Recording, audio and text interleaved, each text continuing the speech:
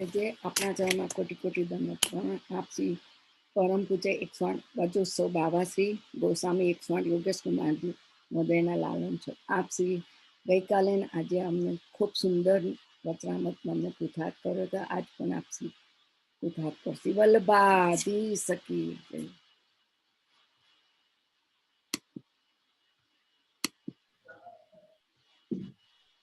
આશીર્વાદ સ્મિતાબેન, બધા વૈષ્ણવોને આશીર્વાદ. અને આજે અમારે ઇન્ડિયામાં વિશેષ શ્રીજીનો પાટોત્સવ છે, તો એને પણ તમે બધાની ને પણ આગામી વધાઈ, પાટોત્સવની એડવાન્સમાં વધાઈ. અને અમારે તો આજે જ પાટોત્સવ છે શ્રીનાથજીનો, તો આપને પણ બધાઈ. હા, ખૂબ આનંદથી અમે આજે ઉજવશું પાટોત્સવ શ્રીનાથજીનો. બસ શ્રૃંગાર કરીને બસ હવે બેસ્યા છીએ, એટલે રાજભોગ સરસે એટલે પછી ભારી ખેલનો વિશેષ ક્રમ હોય. આજે શ્રીનાથજીના ભાવનાજી પધારે અમારે ત્યાં, એ વિશેષ ભોગ ઇત્યાદિનો ક્રમ હોય, તો એ બધો ઉત્સવનો જે ક્રમ છે તિલક આરતીનો એ બધો થશે. તો ખૂબ આનંદનો વિષય, આનંદનો દિવસ આજે શ્રીનાથજીનો પાટોત્સવ. મૂળ રૂપે છે ને બે મુખ્ય પ્રસંગ. એમ તો કાલે મારા નાના ભ્રાતા મુદિત બાવા, એ કાલે તમને જે છે એ શ્રીનાથજીનું સુંદર સુંદર પ્રસંગો ઘણા બધા છે, એ જેટલા સમય અનુસાર જેટલા થશે એટલા તમને બધાને સંભળાવશે. અને શ્રીનાથજીની લીલાઓ કેવી સુંદર, મધુર અને એ રોમાંચકારી લીલાઓ છે, એ બધી કાલે તમે દર્શન કરશો જ. પણ આજે જેમ પાટોત્સવ શ્રીનાથજીનો છે, તો આજનો જે પાટોત્સવ ફાગણ વધી સાતમનો દિવસ, તો એ દિવસે મૂળ રૂપે બે પ્રસંગ થયા. એક પ્રસંગ જેમાં શ્રીનાથજીએ ઈચ્છા કરી અને ગિરધરજીને આજ્ઞા કરી. ગિરધરજીને કીધું કે गिरधर मोकू तेरो घर देखनो है. શું આજ્ઞા કરી કે गिरधर मोकू तेरो घर देखनो है, सब घर के सदस्य से मिलनो है, सब जितने भी बहूजी बेटी जी बच्चा बालके हैं सबसे मिलनो है. तो એ પ્રસંગનો આજ્ઞા કરી શ્રીનાથજીએ કે ઘરે પધરામણી કરવી છે. તો ગિરધરજીના ખભે પધાર્યા, બિરાજ્યા. અને શ્રીનાથજી મથરા, જેને સદગરા કહેવાય, એ સાતો જે આચાર્યો બિરાજતા, સાતે બાળકો જ્યાં બિરાજતા, એ સ્થાન એને સદગરા કહેવાય. તો ત્યાં શ્રીનાથજી પધાર્યા. લગભગ 84 દિવસનો ક્રમ રહ્યો ત્યાં બિરાજ્યા શ્રીનાથજી. એના પછી ફરી પાછા ગોવર્ધન પર્વત પર મંદિરમાં પધાર્યા, મંદિરમાં બિરાજ્યા. 100 વર્ષ સુધી એના પછી તો મંદિરમાં જ બિરાજ્યા શ્રીનાથજી. પછી આ એ પહેલો પ્રસંગ થયો. જે પ્રસંગ જે છે વલ્લભકુલ જે છે, એ પોતાના બધા વલ્લભકુલ પોતાના જે હવેલીઓ છે, મંદિરો છે, એમાં આ પ્રસંગ મનાવે છે. પહેલો પ્રસંગ વલ્લભકુલના માથે બિરાજે એટલે બધા વલ્લભકુલ મનાવે છે. બીજો પ્રસંગ જે છે એ આજના દિવસનો, એ કયો પ્રસંગ છે કે મેવાડથી શ્રીનાથજી જે છે, બ્રજથી શ્રીનાથજી મેવાડ પધારે. તો એ જે મંદિર જે આજે શ્રીનાથજી જ્યાં બિરાજે છે, એ મંદિરનો જે પાટોત્સવ છે, એ પણ આજનો દિવસ છે. એટલે આ જે છે બંને જે પ્રસંગો છે એ આજના દિવસે થયા છે. તો એ જે મંદિર સિદ્ધ કર્યું, અને નવું મંદિર જે હતું, શ્રી હરિરાયજી મહાપ્રભુજી આખો છે ને નકશો બનાવ્યો કે શ્રીનાથજીનું મંદિર આવું હોય, નિત્ય લીલામાં શ્રીનાથજી આવી રીતે બિરાજે છે. તો અહીંયા પણ એ જ ભાવનાથી, નિત્ય લીલાની ભાવનાથી શ્રીનાથજી અહીંયા પણ એ જ મંદિરમાં પધારે, કે નિજ મંદિર હોય, કમલ ચોક હોય, અલગ અલગ તિબારીઓ હોય, શ્રીનાથજીની બાલભોગ હોય, એ રીતે અલગ અલગ પ્રકારે જે છે એ મંદિર જેમ નિત્ય લીલામાં જે રીતે મંદિર હોય ઠાકોરજીનો, એ રીતે જ સેમ જે છે શ્રી હરિરાયજી કૃપા કરીને નકશો બનાવી આપ્યો. અને એ નકશા પ્રમાણે જ જે છે એ આજનો જે મંદિર છે એ સિદ્ધ થયો. તો એ આજનો પણ એ પાટોત્સવ છે. તો એટલે ઘણા બધા અલગ અલગ પાટોત્સવ આવે છે, જે હિસ્ટોરિકલી તમે જોશો. એક અક્ષય તૃતીયાનો પાટોત્સવ આવે છે, જે પૂરણમલ ક્ષત્રિય મંદિર સિદ્ધ કર્યો હતો. ગોવર્ધન પર્વત પર મંદિર સિદ્ધ કર્યો હતો ને, તો એ પાટોત્સવ અક્ષય તૃતીયાનો ગોવર્ધન પર્વત પર મંદિર સિદ્ધ કર્યો હતો. જયારે શ્રીનાથજી આજ્ઞા કરી કે પૂરણમલ મારો મંદિર સંભળાવો, તો એ પૂરણમલ ક્ષત્રિયની વાર્તામાં આવશે. તો એ ગોવર્ધન પર્વત પર હતો એ મંદિર. પછી આજનો જે પાટોત્સવ છે, એ સર્વે વૈષ્ણવોના માથે જયારે મેવાડમાં શ્રીનાથજી પધાર્યા ત્યારે જે મંદિર સિદ્ધ થયો, એ આજનો પાટોત્સવ. એટલે જે લેટેસ્ટ પાટોત્સવ જે કહીએ ને, લાસ્ટ પાટોત્સવ જે છે, એ આજનો પાટોત્સવ છે. એટલે નોર્મલી જે લાસ્ટ પાટોત્સવ હોય એ મનાવવામાં આવે એ મંદિરમાં, કેમ કે શ્રીનાથજી મેવાડમાં પધાર્યા તો ખૂબ આનંદથી આજનો પાટોત્સવ બંને વલ્લભકુલના ત્યાં પણ એટલા જ આનંદથી હર્ષોલ્લાસથી મનાવાય છે, અને વૈષ્ણવોના ત્યાંથી, કેમ કે બધાના લાડીલા છે ને શ્રીનાથજી તો આપણા બધાના લાડીલા છે, એટલે આ બંને જગ્યાએ પાટોત્સવ ખૂબ આનંદથી હર્ષોલ્લાસથી મનાય છે. ખૂબ કીર્તનો ગાઈને રસિયાનો પણ પ્રારંભ આજથી બધા ઘરોમાં થઈ જાય છે, એટલે શ્રીનાથજીના પાટોત્સવથી પછી રસિયાનું ક્રમ પણ રહે છે. તો આ બધા સુંદર અવસર હવેથી શરૂ થઈ જશે કે રસિયા અને બધા રાગ પણ આજથી ખુલી ગયા, બધા હોરીના ધમારના જેટલા રાગ હોય એ પણ બધા આજથી ખુલી ગયા, તો એ બધો આનંદ છે. તો શ્રીનાથજીની લીલા તો આપણે કલાકો વર્ણન કરીએ તો એ આપણને બધો સમય ઓછો પડી જાય, એવા મનમોહક એ શ્રીજી છે. તો હવે જે છે આજનો જે આપણો ક્રમ છે, જે ગઈકાલે અધૂરો છોડ્યો હતો, એ ક્રમ આજે આપણે પૂર્ણ કરશું. કે આજે ગ્રંથ આપણે લીધો હતો કે પુષ્ટિમાર્ગનો સ્વરૂપ જે છે એનું નિર્ણય અને એનો પરિચય એ આપણે લેશું. તો એ ક્રમ આપણે પૂરું કરશું. તો સ્ટાર્ટિંગમાં મારી એવી ઈચ્છા રહેશે કે થોડુંક આપણે રિવિઝન કરી લઈએ, કેમ કે જો હું નહીં કરાવું તો કોઈ કરવાનું નથી, બરાબર છે ને? હું નહીં કરાવું તો કોઈ કરવાનું છે નહીં, એટલે શું છે કે વારે થોડુંક રિવાઇઝ કરાવી દઉં, રિકેપ કરાવી દઉં, તો ગઈકાલની લિંક થોડી બેસી જાય અને પછી આપણે આ ગ્રંથનો પછી સ્ટાર્ટ કરીએ પાછું. તો મારું મંગલાચરણ કરી લઉં અને પછી આ ગ્રંથ આપણે શરૂ કરીએ. સચ્ચિદાનંદ રૂપાય વિશ્વોત્પત્યાદિ હેતવે તાપત્રય વિનાશાય શ્રી કૃષ્ણાય વયમ નમો ભગવતે તસ્મૈ કૃષ્ણાય અદ્ભુત કર્મણે રૂપ નામ વિભેદેન જગત ક્રીડતિ યોયત. તો હવે ગઈકાલનો સત્સંગ પુષ્ટિમાર્ગના સ્વરૂપનું નિર્ણય પરિચય એ આપણે દર્શન કરતા હતા. એમાં આપણે આ ગ્રંથના લગભગ 8 શ્લોકના દર્શન કર્યા, અડધો ગ્રંથ આપણે દર્શન કર્યો હતો. એમાં બહુ બધી વિશેષ ચર્ચા આપણે કરી હતી, તો થોડુંક આપણે રિકેપ લઈએ. હવે આ ગ્રંથમાં હવે આજ્ઞા અહીંયા કરે છે કે આપણો પુષ્ટિમાર્ગ છે એ દરેક પથિક જે પુષ્ટિમાર્ગ પર ચાલી રહ્યો છે એને જાણવું જોઈએ. એ પુષ્ટિમાર્ગ એને જાણવું જોઈએ તો આનંદથી ચાલી શકશે.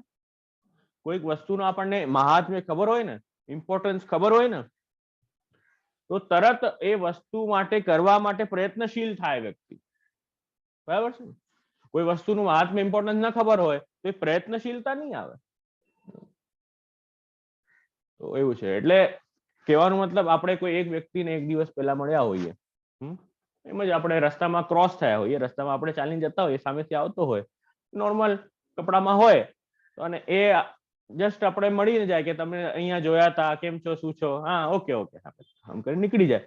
પછી આપણને ખબર પડે કે એ જે ભાઈ ગઈકાલે મળ્યા હતા ને એ બહુ મોટી પોઝિશન પર છે, અને અહીંયા આ જે આપણું જે લોકેલિટી છે ત્યાંના કોર્પોરેટર છે કે એમએલએ છે કે એ બહુ મોટા વ્યક્તિ છે.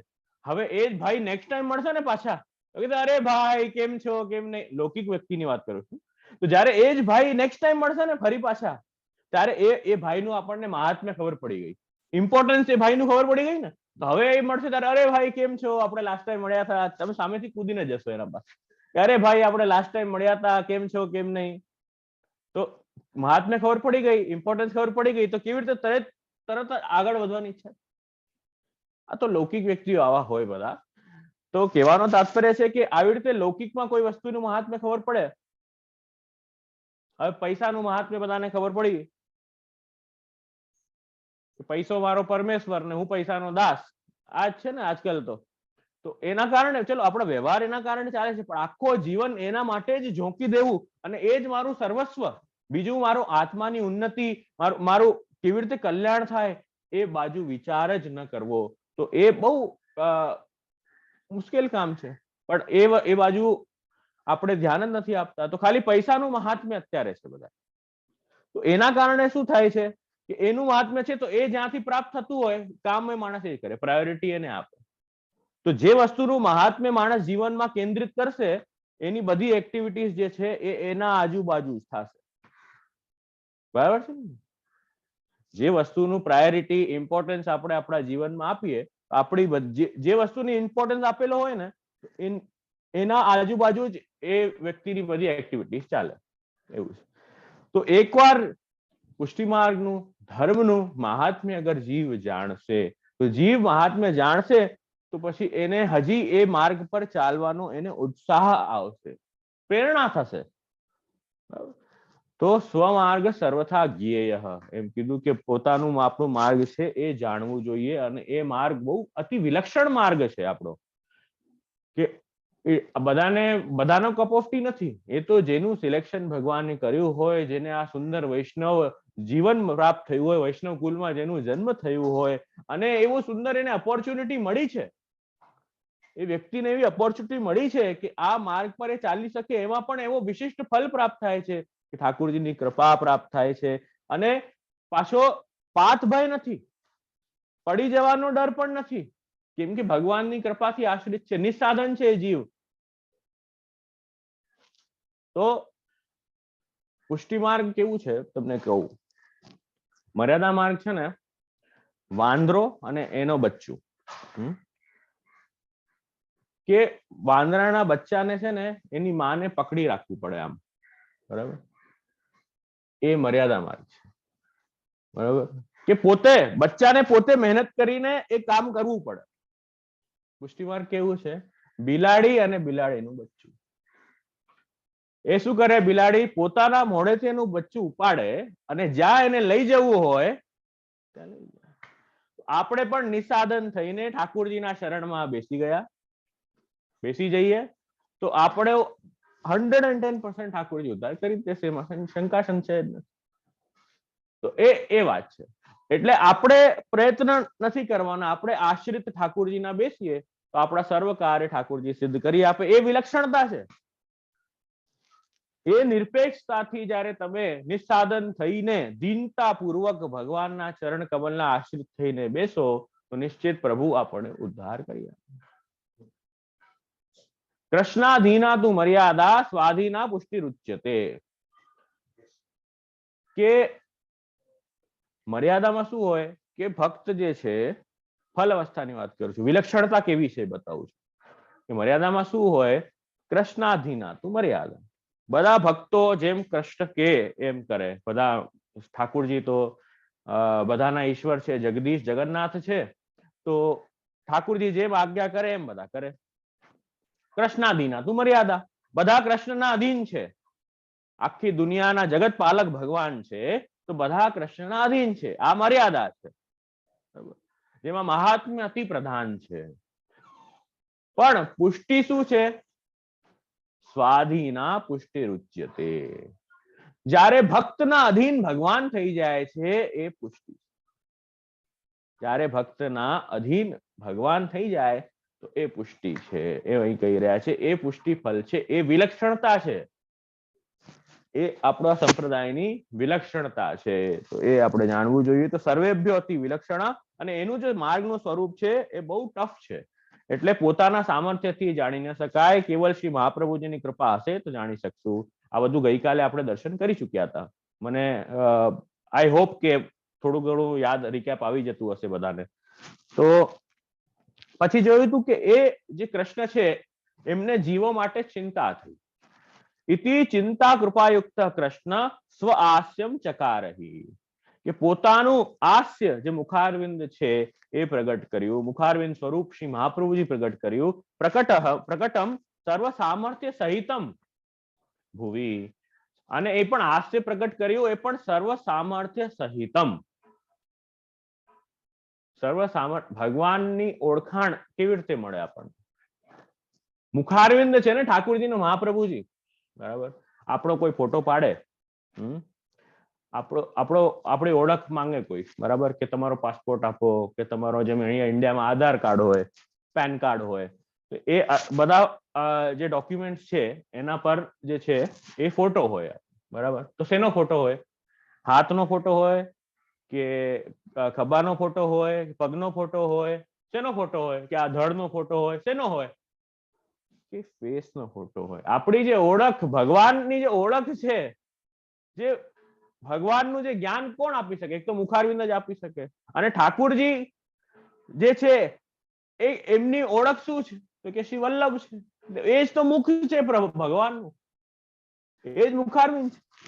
એ જ મુખારવિંદ જે છે, મુખારવિંદનું સામર્થ્ય સર્વ સામર્થ્ય સહિતમ ભુવિ, એ ભુવિ પર પ્રગટ કર્યું અહીં કહી રહ્યા છે. અને એવા જેવા કૃષ્ણ છે એવા જ શ્રી મહાપ્રભુજી છે, એમાં શંકા કોઈ દિવસ કરવી નહીં, એમ આજ્ઞા કરે છે. અને એ કૃષ્ણ કેવા છે? તો કહી રહ્યા છે રસો વૈસહ, કે શ્રુતિ કહી રહી છે કે એ કૃષ્ણ કેવા છે? રસો વૈસહ, એ સર્વ રસ યુક્ત, રસાત્મક છે. આપણે આ બે ટર્મ કાલે બહુ ડિસ્કસ કર્યા હતા, તમને યાદ હોય તો. એક રસાત્મક અને એક ભાવાત્મક, બરાબર? તો ચાલો પછી શરૂ કરીએ. હવે રસાત્મક સમજાવો કોઈ. રસાત્મક શું હોય? હું ભૂલી ગયો, હવે ગઈકાલ કર્યું હતું ને, મને યાદ નથી. હવે કોઈ સમજાવો. હવે આપણે રસાત્મક જોયું હતું ને, રસનું મતલબ શું હતું? કોઈ બતાવશે? હાલો, બેઠા બેઠા ઊંઘ આવી જશે નહીં તો થોડુંક એક્ટિવિટી કરીએ આપણે. બધા કેમેરા તો જરા ચાલુ કરો, દર્શન તો આપો. જય જય ધન્યવાદ. આશીર્વાદ. હા, અવલંબન અને ઉદ્દીપન બરાબર. વિભાવમાં, અને પછી અનુભવ અને સંચારી ભાવ. ઓહો, બહુ હેવી વર્ડ વાપર્યા તમે, મને ન સમજ પડી. શું હોય એ બધું? અનુભવમાં વિભાવનો અનુભવ હોય છે. અચ્છા, એટલે રસ જે ઠાકોરજી છે, જે રસ પેદા કરે છે, એટલે જે રસ છે, એટલે એમાં એક રસ કેવી રીતે સ્થાયી ભાવ જોઈએ? એમાં રસ ઉત્પન્ન કરવા માટે એક સ્થાયી ભાવ જોઈએ, બરાબર? કે એક સેટ ભાવ હોય, એ જ્યારે હોય ત્યારે એ રસ ઉત્પન્ન થાય, બરાબર? અને એ કેવી રીતે ઉત્પન્ન થાય? કે જ્યારે આનંદાત્મક ઠાકોરજી, જો ઠાકોરજી જ્યાર સુધી એકલા બિરાજતા હતા તો પ્રભુ તો આનંદાત્મક જ છે, બરાબર? પણ ઠાકોરજી જ્યાર સુધી એકલા બિરાજે છે ત્યારે રસ ઉત્પન્ન નથી થતો.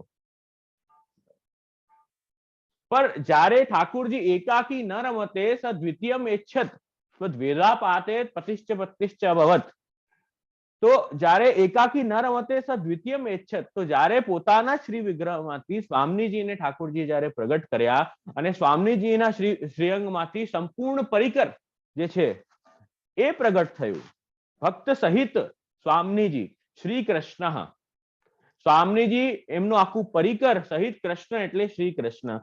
તો એ કૃષ્ણ જ્યારે પ્રગટ થઈને, આનંદયુક્ત કૃષ્ણ જ્યારે પ્રગટ થઈને અને જે લીલા રમણ ભક્તો સાથે જે કરી રહ્યા છે, ત્યારે એ રસ ઉત્પન્ન થાય. તો એ રસ કેવી રીતે ઉત્પન્ન થાય? તો એમાં અલગ અલગ આપણે જોયા હતા. શું જોયા હતા? રસ ઉત્પન્ન કરવાની પ્રક્રિયા જોઈ હતી કે વિભાવ અનુભાવ સંચારી ભાવ નિષ્પન્નૈ સ્થાયી ભાવ રસ.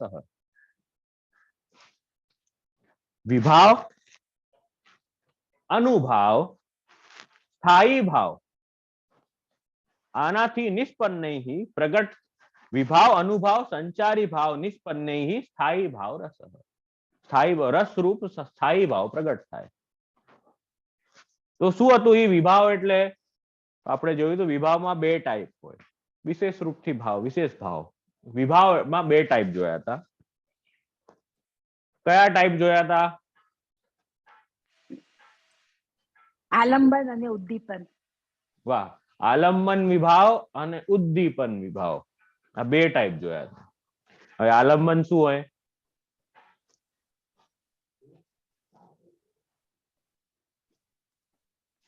ગઈકાલે સમજ નહોતી પડી ગઈ? ઠાકોરજીથી રસ પેદા થાય. હા, શું કહો છો ઈલાબેન? ઠાકોરજીથી રસ પેદા થાય. ઠાકોરજીથી રસ પેદા થાય. અચ્છા, હા, બરાબર. બીજું કોઈ કઈક પ્રયત્ન કરશે? ઠાકોરજી આલંબન છે. ઠાકોરજી આલંબન, હા, એ હું સમજો. હા હા, ભાઈ, બરાબર છે. એટલે રસનો જે આધાર છે, જ્યાંથી એ રસ પ્રગટ થવાનું છે, જ્યાંથી એસેન્સ પ્રગટ થવાનું છે, એનું જે આધાર છે એ ભગવાન છે. એ શું છે? આલંબન. હવે ઉદ્દીપન કોઈ કયો, બીજું કોઈ કયો, ઉદ્દીપન એટલે શું?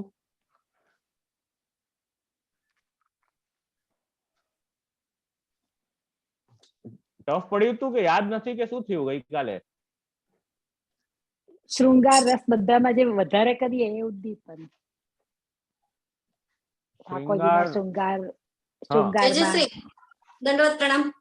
આપણે જે બધા ઉત્સવ મનાવીએ છીએ બધું એ ઉદ્દીપનમાં, બધા ઉત્સવો અધિક કરીએ એ વધારે. ઉદ્દીપન એટલે ભાવ પ્રગટ કરવામાં, ભાવ પ્રગટ કરવામાં જે હેલ્પફુલ થાય એ ભાવને હજી એનહાન્સ કરે. બરાબર, ભાવને જે હજી એનહાન્સ કરે એ ઉદ્દીપન.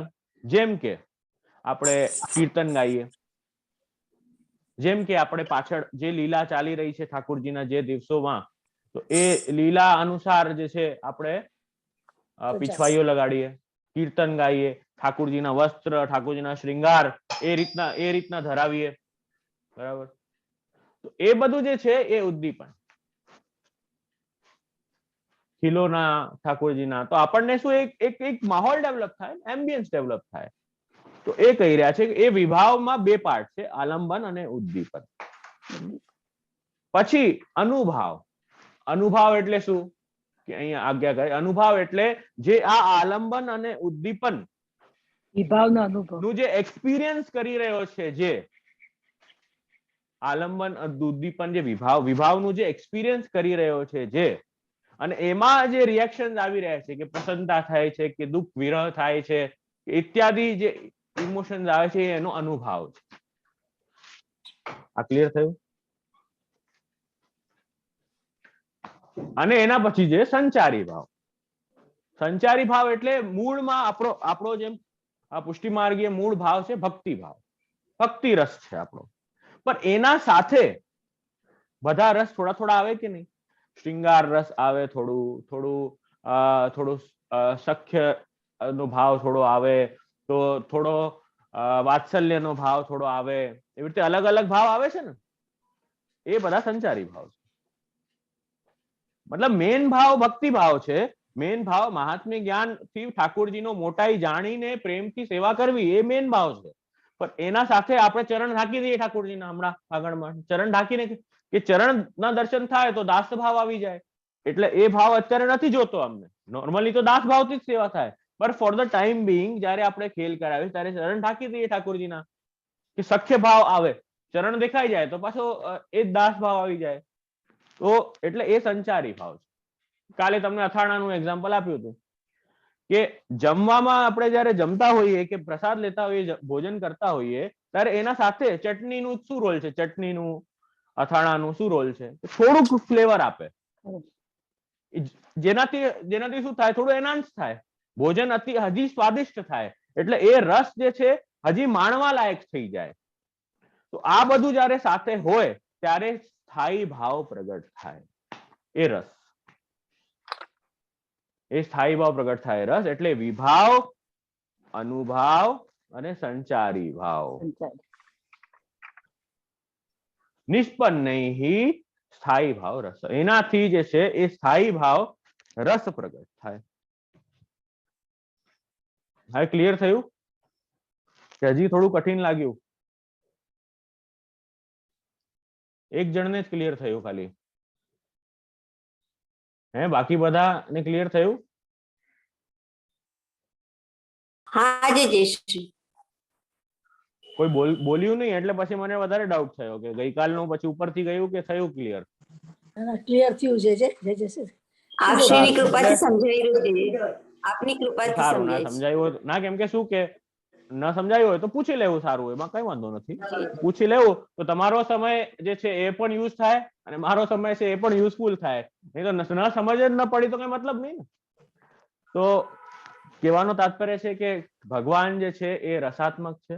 તો રસ જે છે કેવી રીતે પ્રગટ થાય એ તમને બતાવ્યું કે આ વિભાવ હોય, અનુભાવ હોય, સંચારી ભાવ હોય, એનાથી રસ પ્રગટ થાય. હવે એ રસોનું જે સમૂહ છે, રસાનામ સમૂહ, એને રાસ કહેવાય. બધા રસોનું જે સમૂહ છે એ રાસ. ભગવાન જે છે એ રસાત્મક છે, એવી રીતે શ્રી વલ્લભ જે છે એ રસાત્મક છે. તો આ આપણે જાણી વાત. હવે રસ જ્યારે પ્રગટ થઈ જાય પછી ઠાકોરજી કોઈ એક ભાવ દાન કરે. જે છેલ્લે ફલ અવસ્થામાં ઠાકોરજી કોઈ એક ભાવ દાન કરે કે કોઈને વાત્સલ્યનો ભાવ જે છે એ દાન કરે, કે એને કેવલ વાત્સલ્ય ભાવ દાન કરે. સ્ટાર્ટિંગમાં તો ભક્તિ ભાવ ભક્તિ રસથી જે છે એ સેવા ઇત્યાદિ કરતા હોય, પણ પછી એઝ ફલ એમાં આ ભાવમાં વધારે આસક્તિ હોય તો એ ત્યારે શું ઠાકોરજી એક ભાવનો દાન કરે. કોઈને શ્રૃંગાર ભાવનું દાન કરે, કોઈને વાત્સલ્ય ભાવનું દાન કરે, એ પછી કરે. પણ અત્યારે તો ભાવ એટલે રતિ દેવાદિ વિષય ભાવ, એ આપણે ગઈકાલે જોયું હતું કે પ્રેમ પર કેવો પ્રેમ કે જેમાં મહાત્મ્ય જોડાયેલો હોય એવો જે પ્રેમ છે એને ભાવ કહેવાય. તો ભગવાન જે છે કેવા છે? કૃષ્ણો રસાત્મક અને કૃષ્ણ જે છે એ ભાવાત્મક છે. તથા તદ હાસ્યમ મંતવ્યમ, એવી રીતે જ આપનું જે હાસ્ય છે મુખારવિંદ છે, કેમ કે મુખ તો અલગ ન હોઈ શકે ને. જેવા કૃષ્ણ એવું આપનું મુખ, બરાબર? તો એવું જ આપનું હાસ્ય જે છે એ પણ છે, એ ભક્તોને એનો અનુભવ પણ છે, એમ અહીં આજ્ઞા કરી રહ્યા છે. હવે આગળ શું કહે? તેન ભાવાત્મકો માર્ગ, અને આપણો માર્ગ જે છે એ પણ ભાવાત્મક છે. આપણી દીક્ષા જે છે કાલે ડિટેલમાં આપણે જોયું હતું, દીક્ષા જે છે એ બ્રહ્મસમન દીક્ષા એ પણ ભાવાત્મક છે. અને કેવી રીતે ભાવાત્મક છે તો આપણે એક્ઝામ્પલ જોયું હતું કે વિવાહિતો નાર્યા યથા સ્વ પુરુષે ભવે તથા મમ પતિ કૃષ્ણ ઇતિ સંબંધ, કે જે રીતે એ વિવાહિત જે સ્ત્રી છે કે વિવાહિત જે પુરુષ છે એ ભાવ સ્થાપિત કરે છે પોતાની પત્નીમાં કે પોતાના પતિમાં, એવો ભાવ સ્થાપિત કરે છે કે આ જે છે આજથી મારો છે, કે આ આજથી મારી છે, એ પ્રકારે બંનેના વિવાહ સંબંધ થાય છે. એવી જ રીતે તથા મમ પતિ, એ તો લૌકિકમાં છે, પણ અલૌકિકમાં મમ પતિ કૃષ્ણ ઇતિ સંબંધ તતોત્રહિ, એમ અહીં આજ્ઞા કરે છે કે એવી રીતે જ જે છે એ અલૌકિક સંબંધ છે એ અહીંયા મારા પતિ તો કૃષ્ણ છે, એ ભાવ સ્થાપિત કરવો. આ આપણે ગઈકાલે જોયું હતું. અને પછી એક ઉદાહરણ પણ જોયું હતું કે આપણા દોષ જે છે એ પ્રભુ નહીં જુએ, બરાબર? એ પ્રભુ દોષ સન્મુખ નહીં જોવે, કેમ કે એકવાર લગ્ન પહેલા જે છે એ બધું આપણે ગઈકાલે જોયું હતું કે લગ્ન પહેલા ફોટો જોઈને મળીને 10 વાર મળીને અને એ નિશ્ચય થાય કે ગમી કે ન ગમી, કે ગમ્યો કે નહીં ગમ્યો, કે લાંબો છે કે ટૂંકો છે, કે કાળો છે કે જાડો છે, કે ટકલો છે કે વાળવાળો છે, કે whatever might be the problems, ઠીક છે, કે બોલતા ફાવે છે કે નથી ફાવતું, એ બધા જે તકલીફો છે બધી એ જે છે એ સ્ત્રીમાં પુરુષ જોઈ લે ને સ્ત્રી પુરુષમાં જોઈ લે, બધી જોઈ લે, પણ લગ્ન પછી જે છે એ બધો જે નુક્સ છે નથી કાઢતો અને એને એક્સેપ્ટ કરે છે. એવી રીતે જ ભગવાન જે છે એ ભક્તને બ્રહ્મ સંબંધ કરણા સર્વેશામ દેહ જીવયો સર્વદોષ નિવૃત્તિ દોષા પંચ વિજાસુતા. તો એ બધા જે દોષ છે એને બધા ઠાકોરજી ન મંતવ્ય, એને નહીં ગણે, નહીં માને એ દોષને. જેવી રીતે ચાંડાલી ચેત રાજપત્ની, આ આપણે ઉદાહરણ ગઈકાલે જોયું હતું કે કેવો પણ દોષવાળી જે ચાંડાલી હોય, ચાંડાલ એટલે કોણ? તો ગઈકાલે તમને કીધું સ્મશાનમાં, અપવિત્ર ભૂમિમાં ફાંસી જયારે આપતા હોઈએ ત્યારે એ ફાંસી જે આપે એ એવા બધા જે કાર્ય છે કે અપવિત્ર કાર્ય છે, જેમાં હિંસા ઇત્યાદિ થતી હોય અને બહુ અપવિત્ર અવસ્થામાં રહે, તો એને વૈદિક કર્મ એ સ્થિતિમાં કરવાની છૂટ નથી. કોઈ પણ વૈદિક કર્મ માટે પવિત્રતા જોઈએ, તો એ બધા કર્મ એને કરવાની છૂટ નથી. તો એટલે આવી પણ કોઈ હોય, ચાંડાલી હોય, પણ રાજા જયારે રાજાને ગમી જાય અને રાજા એને પત્ની બનાવી લે, રાણી બનાવી લે, તો હવે રાણી થઈ ગઈ અને રાજાની ચહીતી થઈ ગઈ, પછી તો કોઈ ચિંતા જ નથી ને. તો પૂર્વ દોષ તદા નૈવ સંબંધ પ્રતિબંધક, તો પેલાના જે દોષો હતા એ હવે પ્રતિબંધક નહીં થાય, હવે તો રાણી બની ગઈ. તો એવી રીતે જ આપણે બધા જે છે એ રાજાની રાણી થઈ ગયા. હવે પહેલાના જે દોષો છે હવે આપણને નડશે નહીં. તો એ વાત આપણે જાણી, ત્યાં સુધી આપણે ગઈકાલે દર્શન કર્યું હતું. હવે આપણે આજનો જે 5-6 શ્લોક છે એના આપણે દર્શન હજી કરશું. હવે અહીં કહી રહ્યા છે કે રાણી તો બની ગયા, રાજાએ દોષ ન જોયા, પણ રાણીના કર્તવ્ય તો નિભાવવા પડશે ને. दोष तो नहीं जोता राजा, राजा तो बहुत अच्छे हैं, हमें अपनाया राजा ने, हम कितने भी स्वभाव से दुष्ट हैं, सब कुछ है, तो पण આપણને રાજાએ એક્સેપ્ટ કરીને રાણી બનાવી દીધા. એ તો ભગવાનના સાઈડથી બધું સારી રીતે થઈ ગયું. હવે વાત આવી જીવના કર્તવ્યની કે હવે જીવે શું કરવું જોઈએ. જીવે શું કરવું જોઈએ તો અહીંયા કહી રહ્યા છે કે જીવે કરવું તસ્યા યથા અન્ય સંબંધે તદ અનુચ્છિષ્ટ ભક્ષણે, અન્ય સંબંધ થી બચવું જોઈએ અને તદ અનુચ્છિષ્ટ ભક્ષણે એ બચવું જોઈએ. આ પણ આપણે ગઈકાલે જોયું હતું કે અન્ય સંબંધ જે છે, અન્ય આશ્રય ઇત્યાદિ જે દોષ છે એનાથી બચવું જોઈએ અને અસમર્પિતનો ત્યાગ કરવો જોઈએ. આ બે વાત આપણે ગઈકાલે પણ જોઈ હતી. અને બીજું શું કરવું જોઈએ કે મહાન દોષ જે આ બધા છે તતસ્ત્રાપી મંતવ્ય ભક્તજનૈ, તો ભક્તજન સાથે ભક્તજનોએ શું કરવું જોઈએ કે આ બધા દોષોથી બચવું જોઈએ. એમ આપણે ગઈકાલે અહીં સુધી જોયું હતું. હવે આગળ આજ્ઞા કરી રહ્યા છે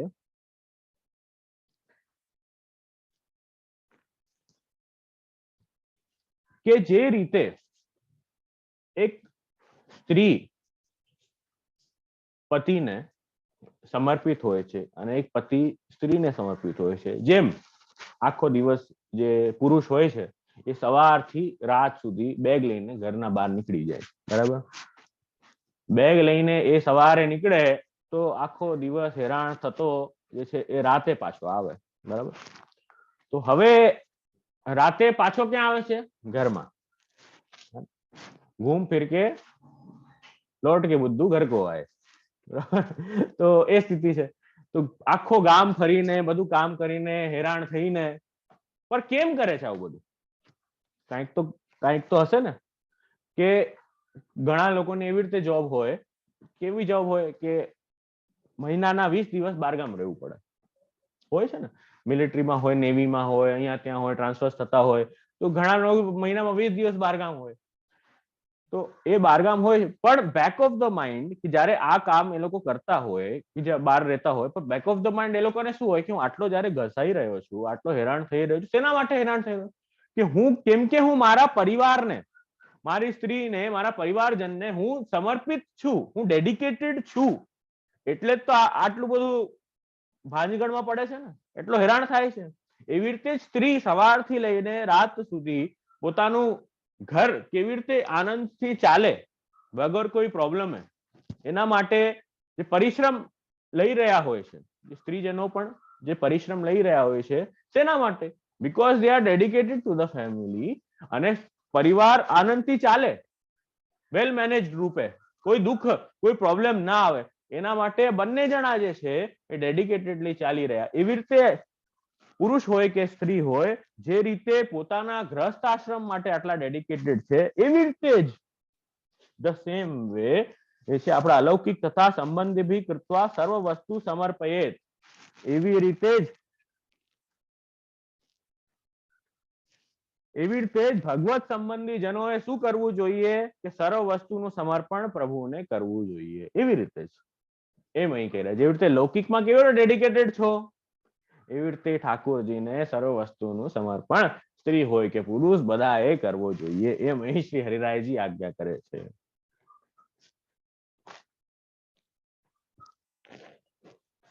આગળ આજ્ઞા કરે છે સ્વ અનન્યતા અનુસંધાન અભાવો બાધક ઈષ્યતે.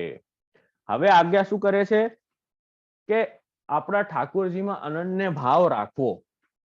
અનન્ય એટલે ન અન્ય ઇતિ અનન્ય. જેવી રીતે એ પુરુષ જે છે પોતાના પરિવાર માટે ડેડિકેટેડ હોય છે, જેવી રીતે એક સ્ત્રી પોતાના પુરુષ માટે, પતિ માટે જે રીતે ડેડિકેટેડ હોય છે, અનન્ય ભાવથી, ન અન્ય ભાવથી, બીજો કોઈ નહીં, કેવલ આજ એ ભાવથી જેવી રીતે ડેડિકેટેડ હોય છે, એવી રીતે જે છે એ ભગવાન માટે અનન્યતાનો અનુસંધાન રાખવો જોઈએ. અરે યદિ ન રહે તો એ પ્રતિબંધક થાય છે. એમ આજ્ઞા 10મા શ્લોકમાં શ્રી રાયજી કરી રહ્યા છે. આગળ આજ્ઞા કરે છે યથા સંબંધીભિઃ સાકમ સ્વા પાતિવૃત્ય રક્ષણમ તથાતર બ્રહ્મ સંબંધ ચિંતનમ તાદૃશ જનૈઃ. હવે આજ્ઞા કરે છે કે જે રીતે ગૃહસ્થ આશ્રમમાં સારી રીતે ચાલે એમાં જે છે એ બધા સગા સંબંધી ફ્રેન્ડ સર્કલ એ બધા હેલ્પ કરે છે. સારી રીતે આપણે રહી શકીએ, જીવી શકીએ, તો એ સગા સંબંધી, ઘરવાળા, બધા રિલેટિવ્સ એ બધા જે રીતે હેલ્પ કરે એવી રીતે બ્રહ્મ સંબંધ ચિંતનમ, એવી રીતે બ્રહ્મ સંબંધનું જયારે ચિંતન કરવાનું હોય તો નિવેદનમ તુ સ્મર્તવ્યમ સર્વથા તાદૃશૈ જનૈઃ. એવી રીતે નિવેદનનું પણ ચિંતન, બ્રહ્મ સંબંધનું પણ ચિંતન તાદૃશૈ જનૈઃ સહ, તાદૃશી જન ભક્તજન સાથે એ સંબંધ ને બ્રહ્મ સંબંધ ચિંતન વિચારવું જોઈએ. નિવેદન મંત્રનું શું ભાવ છે, અષ્ટાક્ષર મંત્રનું શું ભાવ છે, મારું શું કર્તવ્ય છે ઇત્યાદિ વાત જે છે એ વિચારવી જોઈએ. એમ અહીં આજ્ઞા કરે છે. એટલે તાદૃશી જનો સાથે આ વાત વિચારવી જોઈએ. તો આ આપણે 11 શ્લોક સુધી આ શહેરાઈજી આજ્ઞા કરી કે તમને દેખાડો કે ભક્તજન કેવા હોય. બહુ સારો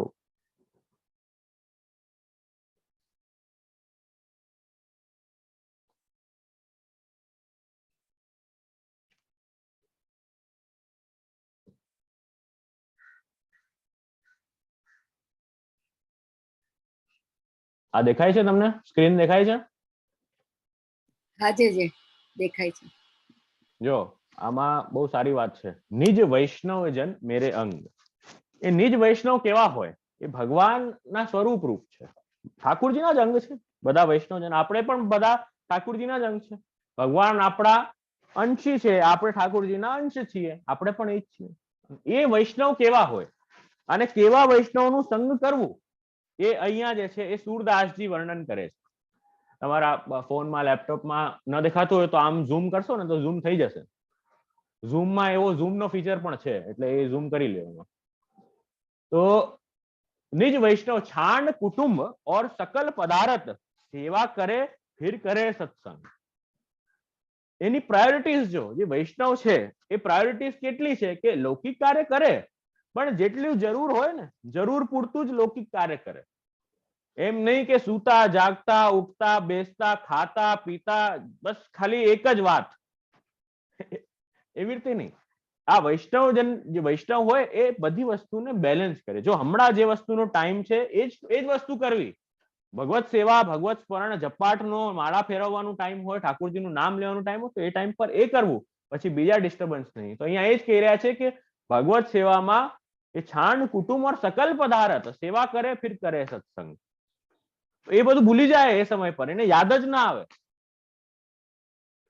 ધ્યાન ધરે મેરો ગુણ ગાવે નહીં ઉપજાવે તાન તરંગ. કે વૈષ્ણવ કેવું છે કે ધ્યાન ધરે, ઠાકોરજીનું ધ્યાન ધરે, ગુણગાન કરે, ઠાકોરજીના કીર્તન કરે અને નહીં ઉપજાવે તાન તરંગ. નવા નવા જે છે એ તાન તરંગ, નવી નવી ધૂનો, ઠાકોરજીના ગુણગાનનું બસ બહાનો ગોતે. કાંઈક ને કાંઈક ઠાકોરજીનું ગુણગાન કરવા મળી જાય. નિશ્ચય ચિત્ત હોય દ્રઢ કર બેઠે. નિશ્ચય ચિત્ત હોય, એમ નહીં કે આજે આપણા કાંઈ પ્રોગ્રામ નથી એટલે હવે સત્સંગ પણ આવે છે તો જરા સાંભળી લઈએ, એમ નહીં. કે આખા દિવસમાં બધા પ્રોગ્રામ થઈ ગયા તો હવે છેલ્લે હવે શું કરીએ, હવે થોડું સત્સંગ પણ કરી લઈએ. ટુ ડુ લિસ્ટ બનાવે, છેલ્લો રાઈટ જે છે સત્સંગ માટે રાખે. કાંઈ જિંદગીમાં બચ્યું ન હોય કામ, થોડુંક ટાઈમ પડ્યું. ઘણા લોકો કહી જાય ટાઈમ પડ્યું તો શું ટાઈમ પાસ થાય ને એ બાને, ટાઈમ પાસ થાય ને એ બાને. આવી આ ભાવથી અગર સત્સંગ કરશો ને તો ટાઈમ વેસ્ટ થયો સમજી લેજો. આ ભાવથી સત્સંગ કોઈ દિવસ ન કરો. સત્સંગ એ આપણો આત્મ ઉદ્ધાર છે, આત્મ ઉદ્ધાર થશે. આપણા બધા જે મલ છે એ નિર્મલ થઈ જઈએ આપણે. તો એ ખાસ આવશ્યક છે. સત્સંગ અલૌકિક ભાવથી કરો, ટાઈમ પાસ કરવા માટેનું સાધન નથી આ. તો નિશ્ચય ચિત્ત હોય કે ના મારે સત્સંગ સાંભળવું છે અને મારે સત્સંગ કરવું છે, તો નિશ્ચય ચિત્ત હોય, દ્રઢ કર બેઠે. એમની કે બીજું કાંઈ નહોતું એટલે સત્સંગ કરવા બેઠા, એમ આપણી પ્રાયોરિટી બનાવો સત્સંગ. તો કથા સુને ઓર મન અતિ ही ઉમંગ, અને કથા સુનીને મન અતિ આનંદિત થઈ જાય, ગદગદ કંઠ થઈ જાય, ચિત્ત રોમાંચિત થઈ જાય સત્સંગ સાંભળીને. મમા ગુણ સુન સુખ સિંધુ બળે, પુર પ્રેમ નીર વહે માનો ગંગ. કે મમા ગુણ, ભગવાનના ગુણ સાંભળીને, સુન મમા ગુણ સુન સુખ સિંધુ બળે, બહુ આનંદ થાય. સુખ સિંધુ કે સુખનો સમુદ્ર જેમ પ્રગટ થઈ ગયો ને એવું રોમાંચિત થાય. અને ઉર આંખોમાંથી પ્રેમ નીર વહે માનો ગંગ, જેમ ગંગાજીની સુંદર પવિત્ર ધારા જેમ વહેતી હોય ને એવી રીતે ભક્તના નેત્રોમાંથી અશ્રુપાત થાય. એવા પવિત્ર અશ્રુ છે ગંગાજી જેવા. એમ કહેવાય વિના ગદગદ કંઠેન દ્રવિત ચેતસા કૃષ્ણ ભક્તિ કથમ ભવેત.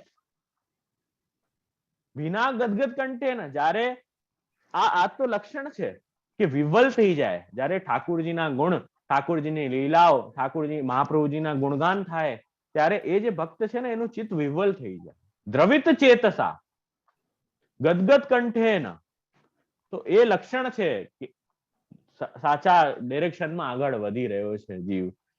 મીન ન છાંડે જલકુ જૈસે ઉનકે મેરે એસે પ્રસંગ, કે જેવી રીતે મીન જે છે માછલી એ જલને ન છોડે એવી રીતે જેવી રીતે ઈ છે, જેવી રીતે મીનનો પ્રસંગ છે એવો જ મારા હાલ છે. એવું જ મારું હાલ છે કે જેવી રીતે મછલીને જલના બહાર કાઢો તો એ તડફડવા લાગી જાય, એવી રીતે ગુણગાન સત્સંગ ન થાય તો અસુખ થઈ જાય જીવનમાં. એવો આગ્રહ જયારે મને તો સૂરદાસ મલિન મહાજલ ગંગા મિલી હોય જાત ગંગ.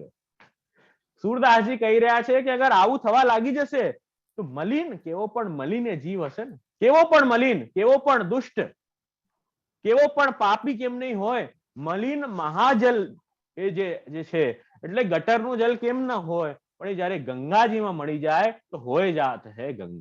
એ ગંગાજી જેટલો પવિત્ર અને એમાં પણ એ જ ઉદ્ધારકતાની શક્તિ આવી જશે, એટલે એ ભગવદીયતા આવી જશે. તો આ બહુ એક સુંદર કીર્તન હતો કે આવો જે જન છે, આવો જે જન છે એનું જે છે એ સંગ કરવું કરો. આવા ભગવદીઓને ગોતો કે જેના સાથે રહેવાથી ઠાકુરજી યાદ આવ્યો, કેવલ જેને સાંભળવાથી ભગવદ નામ સ્ફુરાયમાન થાય. 10 મિનિટ બેસવાથી આનંદ થઈ આવે. 10 મિનિટ બેસો, એવા વૈષ્ણવો સાથે, એવા ગુરુજનો સાથે 10 મિનિટ બેસો કે આનંદ થઈ જાય. ભગવદ નામ 10 મિનિટ પણ લેશો સારા ચિત્તથી, પ્રેમથી, તો એ પણ સ્ફુરિત થશે. અને 2 કલાક પણ જયારે ભગવદ નામ કરો પછી પાછા આખા ગામની ચિંતા, ટીકા ટિપ્પણ થાય, નિંદા થાય, આને ફલાણા ઓલું કર્યું, આને આમ કર્યું, ઓલું હોય તેમ કર્યું, બધું હોય જાત હે ગટર પાણી જેવું બધું વહી જશે. બધું કઈ મતલબ નહીં, ટાઈમ વેસ્ટ થયું સમજો. ઠાકુરજી તો ભૂલાઈ ગયા, જેના માટે બેઠા હતા એ કામ તો થયું નહીં. એ જ ગામની પંચાયત પાછી કરીને ઉભા થઈ ગયા ટાઈમ પાસ કરીને. તો એનાથી બચવું, કેવલ પ્રભુ યાદ આવે એ જ સત્સંગ છે, બીજું કાંઈ જ નહીં. કોઈ લપન છપ્પનમાં ન પડે. જેવું આપણને લાગે કે લપન છપ્પન ચાલુ થઈ તો જો અહીંયા રાઈટમાં છે ને નીચે લીવ નો ઓપ્શન છે, જે સત્સંગમાં એવું થાય તરત લીવ નો બટન દબાવીને નીકળી જવું, ઝંઝટ જ ના જોઈએ ને આપણે. તો એ આપણે ફિલ્ટર આપણે લગાવવું પડે. ફિલ્ટર જે છે એ આપણે લગાવવું પડે કે આપણે શું સાંભળવું, કેટલું સાંભળવું અને ક્યારે સાંભળવું, એ બહુ જરૂરી છે. તો ભગવાનના સન્મુખ થાય એવો જ સાંભળવું, બાકી બધું મૂકી દેવું. આખા દિવસ આપણે બિઝી હોઈએ, એમાંથી માંડ કલાક કાઢતા હોઈએ, તો એવી રીતે એવું સાંભળવું કે જો આ આપણા જે સત્સંગ છે કે નિત્ય સુંદર આચાર્યો પધારે છે, કેવો સુંદર સત્સંગ પ્રાપ્ત થાય છે. પણ ઘણાને આદત હોય કે બધું ફેરવતા રહે આખું દિવસ, યુટ્યુબ, ટીવી, આ તે જે મળ્યું જે બોલે એને સાંભળવું. ન સાંભળવું, એવી રીતે ફિલ્ટર લગાડીને સાંભળવું કે ઓથેન્ટિક વ્યક્તિ બોલે છે, સારું બોલે છે, ભગવાનનું સ્મરણ થાય છે તો સાંભળવું, નહીં તો ભાઈ ત્યાંથી દૂરથી જય શ્રી કૃષ્ણ કરીને આગળ વધી જવું. તો અહીંયા આપણે એ જ વાત જોતા હતા કે એવા જે ભગવદ બ્રહ્મ સંબંધ ચિંતન જે છે એ એવા તાદર્શી જનો સાથે કરો. એમ અહીં સૂરદાસજી કહે છે કે આવા જન મળી જાય ને તો વારે ન્યારા થઈ જાય. આવા જનોનું મળવું બહુ આવશ્યક છે, એમ અહીં સૂરદાસજી આજ્ઞા કરે છે. તો અતસ તત્રૈવ સ્થેયમ યત્ર તત્સંગ સંભવ. હવે કહે છે કે આવા જનો ક્યાં મળશે? ફોન કરશે કે અમે આવી ગયા છીએ, આવો મળો અમને? કે ના, એવું તો કાંઈ નથી થવાનું. હો, આવા જનોને છે ને પડીએ ન હોય. એ બસ કેવલ મારા પ્રભુ ભલા, હું ભલા, મારા ગુરુદેવ ભલા, બસ આનંદથી જામ અને વૈષ્ણવ મળે ત્યાં સત્સંગ કરે. બરાબર, એ જનો એવા હોય. તો એટલે હરિરાયજી આજ્ઞા કરી રહ્યા છે કે એવી જગ્યાએ રહો ને ભાઈ કે જ્યાં અતસ તત્રૈવ હિ સ્થેયમ યત્ર તત્સંગ સંભવઃ. આવા વૈષ્ણવનું સંગ થાય ને, જ્યાં વૈષ્ણવોનું સંગ જ્યાં જગ્યાએ થાય એ જગ્યાએ રહેવાનો આગ્રહ, એ નિકટ રહો. ત્યાં નિકટ તમે રહેશો ને તો તમને લાભ મળશે. કેમ કે એ જે જનો છે ને એ દુર્લભા કલૌ. એ કલિકાલમાં છે ને એવા જન જે છે ને એ બહુ દુર્લભ છે, એમ આજ્ઞા કરે છે કે તે દુર્લભા ખલુ કલૌ. બહુ સારી રીતે એ છે ને દુર્લભ છે બધા. કોણ દુર્લભ છે? એ જ જે વૈષ્ણવોની વાત કરી ને કે તાદ્રશી જનૈ, એ કલિકાલમાં બહુ દુર્લભ છે. તાન પરામૃશ્ય સમસેવત સમવસે. તો હવે એ એવા જન મળે પછી પરામૃશ્ય, પછી જોઈને ચેક કરીને આનંદથી સંગ કરવો. અહીંયા પણ શહેરાઈજી કહે છે પરામૃશ્ય કહી રહ્યા છે. પરામૃશ્ય જોઈને વ્યવસ્થિત, જેમ કોઈ વસ્તુ આપણને વાપરવી હોય તો આપણે શું કરીએ? માર્કેટ જઈએ, જોઈએ કે આ સારી વસ્તુ છે કે નહીં, એક્સપાયર થઈ ગઈ છે કે નહીં, ક્યારે મેન્યુફેક્ચર થઈ છે, ઓર્ગેનિક છે કે નહીં, ક્વોલિટી સારી છે કે નહીં, બધું ચેક કરીએ છીએ ને ખાવા પહેલા. તો આપણું મન જે છે ને બુદ્ધિમાં નાખવા પહેલા આપણે ચેક કરવું, કેમ કે બુદ્ધિનું બગાડ સૌથી પહેલા થશે. શરીર તો એકવાર ઠીક થઈ જશે, એના માટે ઔષધિ પણ મળી જશે. બુદ્ધિ એકવાર બગડી ગઈ ને પછી જે છે ને કોઈ ઔષધિ ઠીક નહીં કરી શકે. તો બુદ્ધિનું રક્ષણ કરવું બહુ આવશ્યક છે. એટલે આપણે શું નાખીએ છીએ ને એ આપણે ધ્યાન રાખવું. તો અહીંયા એ જ કહી રહ્યા છે કે એ જે ભગવદીય છે ને એ બહુ દુર્લભ છે કલિકાલમાં. એટલે કલિકાલમાં જરા પરામૃશ્ય સમવસે, તો ચેક કરી લેવું એકવાર કે ઠાકોરજી યાદ આવે છે કે નહીં. ચેકિંગ એટલી જ કરવી. શું ચેકિંગ કરવી? સાથે બેસીને ઠાકોરજી યાદ આવે છે કે નહીં. એ બીજો અન્યથા કોઈ ભાવ આવતો હોય, વૈષ્ણવની નિંદા કે જે છે વલ્લભકુલની નિંદા કોઈ કરતું હોય કે ઠાકોરજી માટે કઈ ઊંધું ચત્તું બોલતું હોય, તો આપણે સમજી જવું. બસ એ અહીંયા હરિરાયજી આજ્ઞા કરે છે. બીજી વાત શું કહે છે કે સમવસેત, એવા જનો જે હોય ને એમના પાસે રહેવાનો આગ્રહ રાખો. પાસે રહો તો શું થાય? એમનો લાભ મળે. બરાબર.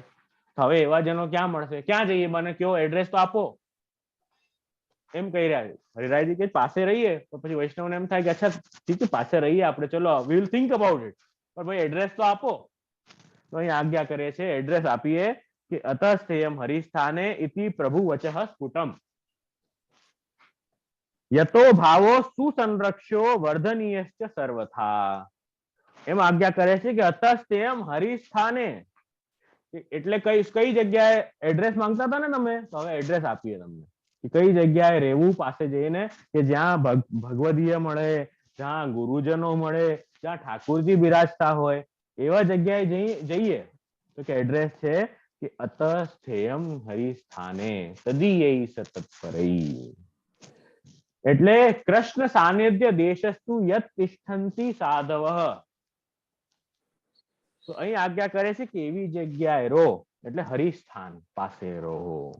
હરિસ્થાન પાસે રહો એટલે હરિસ્થાન એટલે શું? તો કૃષ્ણ સાનિધ્ય દેશસ્તુ એટલે શું આજ્ઞા કરે છે? શહેરાઈજી શિક્ષાપત્રમાં આજ્ઞા કરે છે, આ ગ્રંથમાં પણ આજ્ઞા કરે છે કે એવી જગ્યાએ રહો જ્યાં જે છે તમે થોડા સમયમાં જે નિત્ય કૃષ્ણ સાનિધ્ય વાળું દેશ છે ત્યાં જઈ શકો. એવી જગ્યાએ રહો. એવી જગ્યા કઈ હોય? તો કહી રહ્યા છે કે જ્યાં શ્રીનાથજી બિરાજતા હોય, બ્રજમંડલ હોય, જ્યાં સાતો સ્વરૂપનું મંદિર હવેલી હોય, વલ્લભકુલ બિરાજતા હોય, કે પુષ્ટિ પુરુષોત્તમ જ્યાં બિરાજત હોય ત્યાં જાનો. એમ ગોકુલનાથજી પણ 16મા વચનામૃતમાં આજ્ઞા કરે છે. હરિરાયજી શિક્ષાપત્રમાં અનેક સ્થાનો પર એવી રીતે આજ્ઞા કરે છે કે એવા સ્થાનોમાં જવું. કૃષ્ણ સાનિધ્ય દેશસ્તુ યત તિષ્ઠન્તિ સાધવઃ કાલ પ્રસંગ હેતુશ્ચ મિલિત ભક્તોને મળવું જોઈએ. તો એનાથી જે છે એ સત્સંગ જે છે આનંદથી થશે. કૃષ્ણ સાનિધ્ય દેશ કયો હોય? શ્રીનાથજીનું મંદિર, સાત સ્વરૂપનું મંદિર, વલ્લભકુલનું મંદિર, અને જ્યાં બીજે પણ જે જગ્યાએ પુષ્ટિ પુરુષોત્તમ બિરાજતા હોય એ બધા કૃષ્ણ સાનિધ્ય વાળા દેશ છે, ત્યાં એ વૈષ્ણવોએ જવું જોઈએ. અતસ્તેમ હરિસ્થાને ઇતિ પ્રભુ વચઃ સ્ફુટમ, એમ શ્રી હરિરાયજી આજ્ઞા કરે છે. એટલે શું આજ્ઞા કરે છે કે એનાથી શું થશે? તો તમે એડ્રેસ માંગતા ને ભક્ત ક્યાં મળશે, ભક્તો ક્યાં મળશે એનું એડ્રેસ માંગતા હતા ને, તો જો આવા બધી જગ્યાએ જ ભક્ત મળશે. તમે મોલમાં ફરવા જશો કે થિયેટરમાં જશો કે પિક્ચર જોવા જશો તો ત્યાં થોડી ભક્ત મળશે, ત્યાં નથી મળવાના. ભક્ત તો મળશે એ વ્રજભૂમિમાં, ભક્ત મળશે એ શ્રીનાથજી ધામમાં, ભક્ત તો મળશે એ વલ્લભકુલના મંદિરોમાં, ભક્તો મળશે એ વ્રજમંડલમાં. એવી બધી જગ્યાએ જે છે ભક્ત મળશે. તો ત્યાં થોડા થોડા સમયમાં જઈએ ને તો ભક્તોનું સંગ બહુ આનંદથી થાય. એમ અહીં શહેરાયજી કે જેનાથી શું થશે કે ભાવ જે છે ને એ સુસંરક્ષ્યો, ભાવની બહુ સારી રીતે રક્ષા થઈ શકશે. અને વર્ધનીયશ્ચ સર્વથા, અને ભાવનું વર્ધન થશે એમ કહી રહ્યા છે. કે ત્યાં કેમ કે શું થાય, હરિસ્થાનમાં જઈએ ને તો હરિ, ગુરુ અને વૈષ્ણવ ત્રણેયનું સંગ થાય. હરિસ્થાનમાં જે જવાનો એ લાભ કે ઠાકોરજી પણ બિરાજતા હોય, ગુરુજન પણ બિરાજતા હોય, અને વૈષ્ણવો પણ બધો સંગ થાય. હવે ગઈકાલે જ મને કોઈ વૈષ્ણવ હતા અહીંયા કહેતા હતા કે આપણે તો બહુ સારું ને કે આપણે ક્યાંય જવાની જરૂર જ નહીં, વ્રજ તો આપણા ઘરમાં જ છે. અને એમ જ કોઈ વૈષ્ણવ કહેતા હતા. તો મને બહુ સાંભળીને આનંદ થયો કે જો એવી ભાવના આપણે પોતે જ્યાં રહીએ છીએ ત્યાં છે કે ઠાકોરજી બિરાજે છે, તો એ મંદિર છે, એ નંદાલય છે, અને બાકી બધા રૂમ છે મારા એ વ્રજ રૂપ છે. બરાબર, મને બહુ સાંભળીને આનંદ થયો કે ના, આવી ભાવના તો હોવી જ જોઈએ બધા વૈષ્ણવોની. પણ આ ખાલી કહેવા પૂરતી છે કે સાચેમાં છે, પેલા આપણે એ આપણી ચકાસણી કરવી જોઈએ કે આ વાત જે છે, જેને શ્રી વિઠ્ઠલ નાથ વિચારે રે તેને પ્રગટ પદાર્થ ચારે રે. એ શ્રી ગુસાઈજીની જે છે એ કૃપા એવી થઈ છે ખરી કે એવો ભાવ સાચે આપણે આવે છે કે આ વ્રજ, આ મારું ઘર, જયારે તમે ઘરમાં એન્ટર થાઓ કે ભગવત ધામ ભગવત નમસ્તે એમ તમે એન્ટર થાઓ, તમને એવી ફિલિંગ આવે કે ના, આ તો ભગવત ધામમાં અમે એન્ટર થયા છીએ, અને ઘરમાં જેટલા સદસ્ય છે એ બધા ભગવાનના સેવક છે, અને આ બધા જે રૂમ છે ઠાકોરજીના બધા રૂમ છે, અને હું તો એક નાનો એક ઠાકોરજીનો સેવક છું, ત્યાં ઘરમાં રહી રહ્યો છું. એ વ્રજનો એવો અનુભવ થઈ રહ્યો છે ખરો. ભાવના આપણે એવી રાખવી જોઈએ અવશ્ય, પણ એવો વ્રજનો અનુભવ થઈ રહ્યો છે ખરો કે અત્યારે સાધન અવસ્થામાં એવો અનુભવ નહીં થાય. સાધન અવસ્થામાં એવો અનુભવ નહીં થાય. હમણાં તો ઠાકોરજી પણ આમ જ સામે બિરાજી રહ્યા છે, જે આજ્ઞા કરી છે આપણે સેવા કરી રહ્યા છે. ઠાકોરજી અનુભવ જતાવી રહ્યા છે ખરા, એ સાધન અવસ્થામાં અનુભવ નથી થઈ રહ્યો. એટલે ભક્તિવર્ધિનીમાં આજ્ઞા કરી. શું આજ્ઞા કરી કે આવો અનુભવ નથી થઈ રહ્યો, એ અનુભવ કરવા માટે શું કરવું? જ્ઞાનાભાવ. સિદ્ધાર્થ મુક્તાવલીમાં આજ્ઞા કરી, બંને ગ્રંથોમાં આજ્ઞા કરી. ભક્તિવર્ધિનીમાં અતસ્તેમ હરિસ્થાનેની આજ્ઞા કરી. એમાં શું આજ્ઞા કરી કે વચ્ચે વચ્ચે થોડા થોડા સમયમાં આવા દેશોમાં જવું જોઈએ ભક્તે, જેનાથી શું થશે, જે ઘરમાં જે ગ્રહાશક્તિ છે ને, આ મારું ઘર છે, આ હું અહીંયા રહી છું, આ બધી વસ્તુ મારા વાપરવા માટે છે, એ જે ગ્રહાશક્તિ છે ને, એ તમે જેવી રીતે અલૌકિક કૃષ્ણ સાનિધ્ય દેશમાં જશો ને તો એ ગ્રહાશક્તિ ઓછી થશે. ગ્રહાશક્તિ ઓછી થશે. આપણા ત્યાં જેમ અલગ અલગ યાત્રાઓનું ક્રમ હોય છે કે દર્શન માટે બધા જાય, તો એ કેમ હોય છે? એ ગ્રહાશક્તિ જે તમારી ઘરમાં રહેલી જે આસક્તિ છે એ ઓછી થાય. અને બહાર પણ તમે જયારે વ્રજ ઇત્યાદિ દેશોમાં જાઓ છો, કૃષ્ણ સાનિધ્ય દેશમાં જાઓ છો, તો એ બધા પણ સ્વરૂપો કયા છે? એ બધા પણ સ્વરૂપો કયા છે? જે તમારા માથે બિરાજે છે ને ઠાકોરજી, એ સ્વરૂપો ત્યાં છે, અને ત્યાં બિરાજતા જે સ્વરૂપ છે ને એ જ અહીંયા તમારા માથે બિરાજે. એ ભાવ સાથે વ્રજમાં જશો તો અહીંયા તમે ત્યાં પાછા જયારે તમારા ઘરમાં આવશો ને તો તમારું ભાવ જે છે એ પરિવર્તિત થશે, અને અલૌકિકતા એ ભાવમાં પ્રવેશ કરશે. તમે શ્રીનાથજીના દર્શન કરવા જાઓ જયારે, તો ત્યારે એ ભાવ રાખો કે ના, હું જેની રોજ સેવા કરું છું ને, રોજ જેને મારા ખોણામાં પધરાવીને રોજ જેમની હું સેવા કરું છું, એ જ સ્વરૂપ ત્યાં બિરાજે છે અને એ જ કૃપા કરીને મારા માથે શ્રી વલ્લભે પધરાવી આપ્યું છે. મેં તો કો મેરો સર્વસ્વ પધરાઈ દે તું, ઇનકી નીકી ભાંતિ સો સેવા કર્યો. આ અભેદ ભાવ છે. આપણે તો શુદ્ધાદ્વૈત બ્રહ્મવાદ નું જે છે ચિંતન માનવા વાળા છીએ, તો એ અભેદ ભાવ રાખવો બહુ જરૂરી છે. ઘણા કે અમે બીજે નથી જતા. અરે ભાઈ, બીજે નથી, એ આપણો સ્થાન છે અને ત્યાં તારા ઠાકુરજી બિરાજે છે. કોઈ બીજાના ઠાકુરજી નથી બિરાજતા. એ તારા ઠાકુરજી, એ બ્રજના ઠાકુરજી તારા માથે બિરાજે છે અને તારા ઠાકુરજી ત્યાં બ્રજમાં લીલા કરી રહ્યા છે. એમાં ફરક નથી. ફરક જાણ્યું અગર તમે એ બંને સ્વરૂપોમાં, બંને તત્વોમાં, તો તમે પુષ્ટિ માર્ગ સમજ્યા જ નહીં ભાઈ. પુષ્ટિ માર્ગ સમજ્યા જ નહીં હજી સુધી. હજી ઘણા જ્ઞાનની વાર છે. જ્ઞાન જોઈશે તમને, હજી ઘણી વાર છે તો સમજવાની દ્રષ્ટિ. તો સિદ્ધાંત મુક્તાવલીમાં શું આજ્ઞા કરી કે જ્ઞાના ભાવે પુષ્ટિ માર્ગી તિષ્ઠેત પૂજોત્સવાદિષુ, કે જ્યારે વ્યવસ્થિત જ્ઞાન ન હોય, પોતાના સ્વરૂપનું જ્ઞાન, જીવના સ્વરૂપનું જ્ઞાન, ઠાકોરજીના સ્વરૂપનું જ્ઞાન, હવે જે વ્યવસ્થિત ભાવ પૂર્ણતયાથી ડેવલપ નથી થયો, એવી સ્થિતિ હોય તો શું કરવું કે જ્યાં પુષ્ટિ માર્ગીય વૈષ્ણવો હોય, જ્યાં ઠાકુરજી બિરાજતા હોય, જ્યાં ગુરુજન બિરાજતા હોય, જ્યાં પૂજા ઉત્સવ સુંદર રીતે થતા હોય, જ્યાં ઉત્સવાદિક બહુ સુંદર રીતે થતા હોય, એવા સ્થાનમાં જવું જોઈએ. એવા સ્થાનમાં રહી સંમિલિત થઈને ત્યાં તમે જયારે ઇન્વોલ્વ થશો તો એ મહાત્મ્ય જોશો. જો ઘરમાં તો બહુ નાનો પ્રકારથી સેવા કરતા હોઈએ ને, તો જો ઠાકુરજી તો એ જ પુરુષોત્તમ અહીંયા બિરાજે છે ને એ જ ત્યાં બિરાજે છે.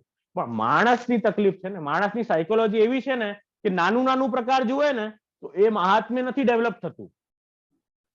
નાનું પ્રકાર જોયે ને તો એ મહાત્મ્ય ડેવલપ નથી થતું, અને ત્યાં જઈને એ મોટું પ્રકાર જોયે કે જો હજારોની ભીડ લાગી છે ત્યાં નાથદ્વારામાં અને દર્શન કરવા માટે ઉભા રહેવાની જગ્યા નથી, એવો પ્રકારનો જયારે મહાત્મ્ય એ જીવ જોયે છે ને, તો જીવ છે ને એ સાયકોલોજીકલી એવું જ છે ને, તો જયારે એવું મહાત્મ્ય શ્રીજીનું જોયે, ત્યારે બ્રજમંડળમાં આટલા હજારો વૈષ્ણવો જાય છે, જો હજારો વૈષ્ણવ ગિરિરાજજીની પરિક્રમાઓ કરે છે, બધા જો કેટલા જોડાયેલા છે, તો જયારે આવો ઇમ્પોર્ટન્સ એ ભગવાનનો જોશે, ત્યારે જયારે પોતાના ઘરમાં જયારે આવશે ને, તો ત્યારે એવો મહાત્મ્ય કે એ પ્રભુ અહીં બિરાજે છે, મારા માથે બિરાજે છે, ત્યારે એ જયારે ભાવ છે ને એ તરત જ પ્રગટ થશે. તો એ મહાત્મ્ય ડેવલપ થશે.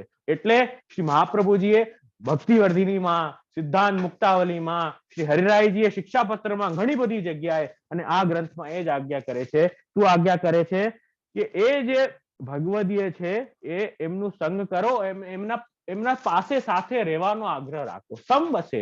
અને એ ક્યાં મળશે એ લોકો? મંદિરમાં, જ્યાં ઠાકુરજી, જ્યાં ગુરુ બિરાજતા હોય, કે બ્રજમંડળ હોય, શ્રીનાથજી બિરાજતા હોય, સાત સ્વરૂપો જ્યાં બિરાજતા હોય, એવા સ્થાન પર રહેશો તો ત્યાં તમને ભગવદીય મળશે, ગુરુજનો મળશે. તો તમારું ભાવનું શું થશે? સુસંરક્ષ્યો, ભાવની રક્ષા સારી રીતે થશે, સારી રીતે પોષણ થશે, અને વર્ધનીય સર્વથા, અને ભાવનો વર્ધન થશે. એ કરવું આવશ્યક છે. જો સેવા તો બધા કેટલા કલાક કરે છે? સવારે ઠાકુરજીને જગાડીને 2 કલાક, 2.5 કલાક, 3 કલાક એ સવારનો ક્રમ હોય છે, એ થઈ ગયું પછી ચલો ભાઈ સેવા તો થઈ ગઈ, હવે આપણે થયા ફ્રી, એટલે પછી ફરવાની ઈચ્છા થાય બહાર, બરાબર? 2 કલાક સેવાનો ક્રમ પૂરો થાય એટલે પછી ફરવાની ઈચ્છા થાય. અહીંયા હરિરાયજી કહે છે એ ફરવાનું નહીં, ભગવદીયનું સંગ કરો. જ્યાં ભગવદીય હોય ને, અતસ્થેયમ હરિસ્થાને તદીય સતત્પરૈ, એમનો સંગ કરો. અદૂરે વિપ્રકર સેવા યથા ચિત્તમ ન દુષ્યતિ, અને ચિત્તમાં દોષ ના આવે એવી રીતે સંગ કરવો, એમ અહીંયા આજ્ઞા કરે છે. એ સેવા તમારા માથે બિરાજી છે, બહુ ભાગ્ય છે તમારા કે ઠાકુરજી આટલી કૃપા કરીને તમારા માથે બિરાજી રહે છે. તો એમની સેવા તો આનંદથી કરવી, પણ એના પછી આખો દિવસ કે હવે તો ફ્રી થઈ ગયા, તો ફ્રી નથી થવાનું. આ માર્ગમાં ફ્રી નથી થવાનું, આપણે સતત સંગ કરવાનું છે, એમ આજ્ઞા કરે છે. એટલે જે નિકટમાં એવી રીતે રહેવું, સમવસેત, પાસે આનંદથી ભક્તોના પાસે રહેવું, તો બહુ આનંદથી જે છે સંગ થઈ શકે, ભાવનો વર્ધન થાય. એમ 13 શ્લોકમાં અહીંયા હરિરાયજી આજ્ઞા કરે છે. 13 શ્લોકનું દર્શન કર્યો. હજી 2-3 શ્લોક છે, એનું સંક્ષેપ રૂપમાં આપણે દર્શન કરીએ આજે. પછી આગળ આજ્ઞા કરે છે सबीज भावो वचनेर व्यावृत्ति रहितो सदा प्रेम आसक्ति व्यसनताम लभते भजन क्रमात्. હવે આવી રીતે આપને આ જે તહેવાર છે, આપનો ઉત્સવ છે, તો આપને આજે ઉત્સવને હા હા ના હમણાં તો ભોગ આવ્યા છે, રાજભોગ આવ્યા છે, એટલે અડધો કલાકમાં ભોગ સરશે, એટલે 10-15 મિનિટ હજી કરીશ, વાંધો નહીં. ઓકે, આપણે વિષય પૂરો થઈ જશે. હા હા ઓકે, આપ બિરાજો, વાંધો નહીં. હા હા. તો અહીંયા આપણે જોયું કે આવી રીતે અગર જે વૈષ્ણવ જે છે એ સેવા અને સત્સંગ બંનેનું જયારે આગ્રહ રાખે તો ત્યારે શું થાય કે એ જે બીજ ભાવ છે, અત્યારે જે રુચિ જેવું રુચિ છે, ખાલી બીજ ભાવ જો 3 આપણે અવસ્થા છે અલગ અલગ, ભક્તિ વર્ધનીમાં અલગ અલગ અવસ્થા બતાવી. કઈ અવસ્થા? તો કે બીજ ભાવ, પછી પ્રેમ, પછી આસક્તિ અને પછી વ્યસન. બીજ ભાવ, પ્રેમ, આસક્તિ અને વ્યસન, આટલી અવસ્થા બતાવી. તો ધીરે ધીરે જ્યારે જીવ આ રીતે ચાલશે, આ રીતે જ્યારે જે છે એ સન્મુખ થવા લાગશે, સેવા અને કથા દ્વારા, વૈષ્ણવના સંગ દ્વારા, ગુરુજનોના સંગ દ્વારા ઠાકોરજીને નિત્ય સન્મુખ થશે, ત્યારે શું થશે? એ બીજ ભાવ જે છે એ ધીરે ધીરે પ્રેમમાં પરિવર્તિત થશે, પ્રેમ ધીરે ધીરે આસક્તિમાં પરિવર્તિત થશે, અને આસક્તિ જે છે એ વ્યસનમાં એ થશે ભજન ક્રમાત લભતે. તો ધીરે ધીરે એ દશા જે છે એ જીવની ઉપર જતી જશે, એ આજ્ઞા અહીંયા કરી રહ્યા છે. એટલે હવે થોડુંક જોઈએ પ્રેમ, આસક્તિ, વ્યસનની વાત કરીએ. બીજ ભાવ એટલે રુચિ, કેવલ થોડું ઇન્ક્લિનેશન છે, રુચિ છે, ઇન્ટરેસ્ટ હજી પડે છે થોડો, એ બીજ ભાવ છે. આસક્તિ એટલે આસક્તિ જ્યારે થાય ને ત્યારે કેવું થઈ જાય ખબર છે? બીજ ભાવ પછી પ્રેમ પછી આસક્તિ.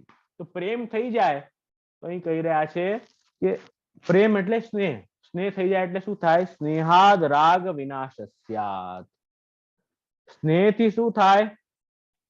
રાગનો નાશ થઈ જાય. લૌકિકમાં જે અટેચમેન્ટ પ્રેમ હોય ને એનું નાશ થઈ જાય, લૌકિકમાં રાગનો નાશ થાય. જેમ કે એક ચતુર્બુદ્ધદાસ મિશ્રની એક વાર્તા આવે છે, ચતુર્બુદ્ધદાસ મિશ્રની એક વાર્તા આવે છે. એ વાર્તામાં ચતુર્બુદ્ધદાસ છે ને બહુ ભણેલા હોય છે, અને આમ રાજાના ત્યાં જે છે અકબરના ત્યાં એ નોકરી કરતા હોય છે, અને બધા સાથે શાસ્ત્ર ચર્ચા કરે અને બધાને હરાવી દે, એવા બહુ વિદ્વાન ભણેલા હોય છે. તો હવે જે છે રાજા અકબરના ત્યાં એ નોકરી ચતુર્બુદ્ધદાસ કરતા હોય છે. તો પછી એક દિવસ એમને એવી ઈચ્છા થઈ કે ના, મારે છે ને જરા વ્રજમાં જઈને દર્શન કરવા જવું છે, તો વ્રજ જઈને હું દર્શન કરીશ, એમ એ ચતુર્બુદ્ધદાસને ઈચ્છા થઈ. બહુ મોટા પંડિત હતા, વિદ્યા બહુ વાંચી હતી, ભણી હતી એવા ચતુર્બુદ્ધદાસ તો હવે એ મથુરા આવ્યા. મથુરામાં આए विश्राम घाट पर स्नान किए. એ ચતુર્બુદ્ધદાસ મિશ્ર મથુરા વિશ્રામ ઘાટ પર આવ્યા અને સ્નાન કિયા, અને એક વૈષ્ણવ હતા એ ત્યાં વિશ્રામ ઘાટ પર સ્નાન કર્યા હતા. એ વૈષ્ણવ પણ બીજો પણ એ ભણેલા પંડિત વૈષ્ણવ હતા, એ પણ ત્યાં સ્નાન કરતા હતા. તો ચતુર્બુદ્ધદાસજી એમણે કહ્યું, ચતુર્બુદ્ધદાસને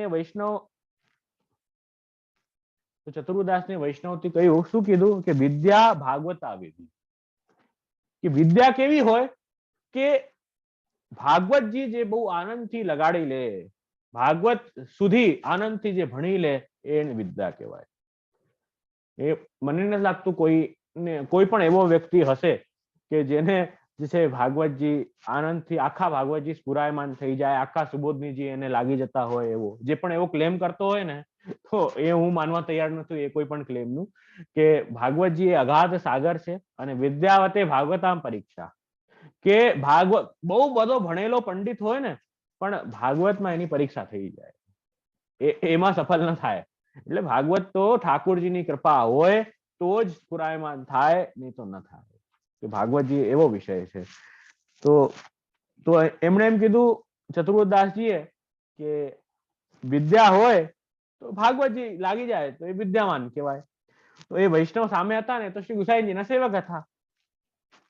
તો એમણે શું કીધું એ વૈષ્ણવ પંડિત બોલ્યા કે ચાતુર્યુ વિટલેશાવધિ, કે ચાતુરી જે હોય ને એ તો શ્રી ગુસાઈજીના જે સેવક થાય ને એ ચતુર કહેવાય, બાકી તો મૂરખ છે બધા, એમણે એમ કીધું.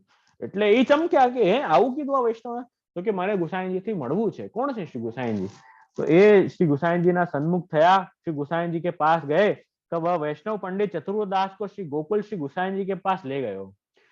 गोकुल आया तब गुसाईजी के दर्शन किए तो साक्षात दर्शन भये, पूर्ण पुरुषोत्तम स्वरूप दर्शन भये। तब चतुर्बुदास श्री गुसाईजी से विनती करी, महाराज कृपा करके सेवक करो। तो सेवक थया, ब्रह्म संबंध लीधो, પછી નવનીત પ્રિયાજીના દર્શન થયા, એક દિવસ પછી શ્રીનાથજીના દર્શન કર્યા, એવો અદ્ભુત લાભ એમને પ્રાપ્ત થયો। એના પછી છે ને બધી લીલા સ્ફુરિત થઈ અને બહુ અનુભવ ઠાકોરજીએ કરાવ્યો। તો ઘણા બધા કવિત કરવા લાગ્યા, શ્રીનાથજીના માટે દોહા લખવા લાગ્યા અને આવી રીતે કરવા લાગ્યા। તો ઘણા બધા દિવસ થઈ ગયા। હવે એ કામ તો ત્યાં રાજાના ત્યાં કરતા હતા ને, કામ તો રાજાના ત્યાં કરતા હતા। તો હવે રાજાને થયું ભાઈ આ તો લીવ પર ગયો તો બહુ બધા દિવસ થઈ ગયા, આટલી બધી લીવ હોય કોઈ? તો રાજાએ પાછા બોલાવ્યા કે ભાઈ ચલો, મેસેજ આવ્યો એમને, પાછા મેસેન્જર આવ્યો કે રાજા બોલાવે તમને, હાલો પાછા।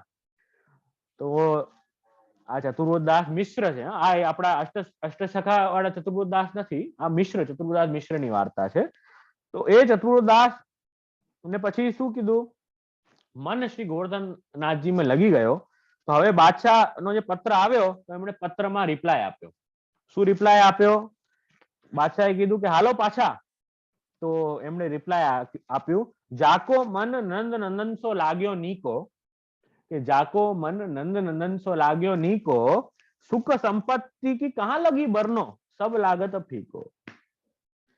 કે જ્યારે ભગવાનને આપ નિધિ રૂપ બનાવી લેશો, ઠાકુરજી અર્થો હરિ એવહી, ઠાકુરજી જ્યારે નિધિ રૂપ બની જશે તો એ બીજી બધી જે સુખ સંપત્તિ છે ને એ પ્રભુ આગળ બધી ફીકી લાગવા લાગે। કેમ કે સાચા અર્થ તો એ જ છે, કે સાચા અર્થ તો એ જ છે, બાકી બધું તો એમના માટે છે। તો લક્ષ્મીનો નાશ જ્યારે આપણા પાસે છે તો પછી લક્ષ્મી તો બધી તુચ્છ જ લાગશે। તો એ વાત નહીં કીધી। તો આ વાત બાદશાહે વાંચી અને વાંચીને પછી બીરબલને કીધું કે જો जिनको जगत ही फीको लगे, सुख संपत्ति सब फीकी लगे, तो अपन कैसे मीठे लगेंगे। तो बादशाह आ जवाब, तो આપણે ક્યાંથી મીઠા લાગવાના, કે આપણે મીઠા નહીં લાગીએ। तो અહીંયા भाव प्रकाश में आज्ञा करी, जो भगवान में जब मन लग्यो तब जानिए, जब सगरो जगत तुच्छ दिसे और सब में ते ममता छूटी जाए, एक भगवान के चरणारविंद में ही प्रीति होए। હું શું કહેવા માંગુ છું, મારી વાત હું કહેવા માંગુ છું એ છે કે સ્નેહાદ રાગ વિનાશસ્યાત, સ્નેહથી જે સંસારમાં જે રાગ જે અટેચમેન્ટ છે, ભગવાનમાં સ્નેહ થયું ક્યારે જાણીએ, કે જગત સબ લાગત ફીકો, કે જ્યારે આવું થાય તો ત્યારે જાણવું કે ઠાકોરજીમાં હવે સ્નેહ થયું છે। આસક્ત્યા સ્યાદ ગ્રહારુચિ, ગ્રહમાં અરુચિ, આસક્તિ જ્યારે થાય ને ત્યારે ઘરમાં અરુચિ થવા લાગે। એટલે ઘરનું મતલબ મેં તમને ઘણી વાર બતાવ્યું છે, તમને યાદ હોય કે નહીં। ઘરનું મતલબ છે અહંતા મમતાત્મક સંસાર, ભાર્યાધિકમ ગ્રહમ। ઘણા લોકો છે ને આને કન્ફ્યુઝ કરતા હોય છે। કેવી રીતે કન્ફ્યુઝ કરે, કે જ્યાં રહેતા હોઈએ ને એને ઘર, એ તો ઘર છે, એ તો પાર્ટ છે ને તમારી અંતા મમતાનું, તમારું નિવાસ સ્થાન, જે તમે મકાન કહો છો ને, મકાનને ઘર નથી કહી રહ્યા। અહીંયા અટેચમેન્ટ જે આપણી ડેવલપ કરી છે ને આપણે, કે હું અને મારું, એ બધી જે અટેચમેન્ટ છે એને ઘર કહી રહ્યા છે। એટલે કહેવાનો તાત્પર્ય છે કે જ્યારે આપણે સંપ્રદાયમાં પણ, પુષ્ટિ માર્ગમાં પણ આપણે જ્યારે આ શબ્દ યુઝ કરીએ ને, ગ્રહ સેવા બીજ દાડે પ્રકારસ્તુ ગ્રહે સ્થિત્વા સ્વધર્મત, એ જ્યારે વાત ભક્તિવર્ધિનીમાં કરી, એનું મતલબ એ છે કે ગ્રહસ્થ આશ્રમમાં તમારું જે સંસાર છે, અંત મમતાત્મક જે સંસાર છે, તમારું જે ગ્રહસ્થ આશ્રમ છે, એમાં રહીને ઠાકુરજીની સેવા કરો, એમાં રહીને ઠાકુરજીની સેવા કરવાની। ઘણા લોકો શું છે એ ઝઘડામાં ફસાય છે, અરે જો ઘરમાં સેવા કીધી એટલે મંદિરમાં નહીં કરવાની, મંદિરમાં કીધી તો ઘરમાં નહીં, એ વાત જ નથી ભાઈ। અહીંયા એને કન્ફ્યુઝ કરે છે, એ વાત જ નથી। સેવા કરવાની ગ્રહસ્થ આશ્રમમાં છે। હવે સેવા કેવી રીતે પણ કરી શકો, જેવી રીતે અષ્ટસખાઓએ શ્રીજીના સન્મુખ જઈને સેવા કરી, માનસી સિદ્ધ થઈ, પુષ્ટિ માર્ગનો ફલ પ્રાપ્ત થયો, એવી રીતે સેવા કરો.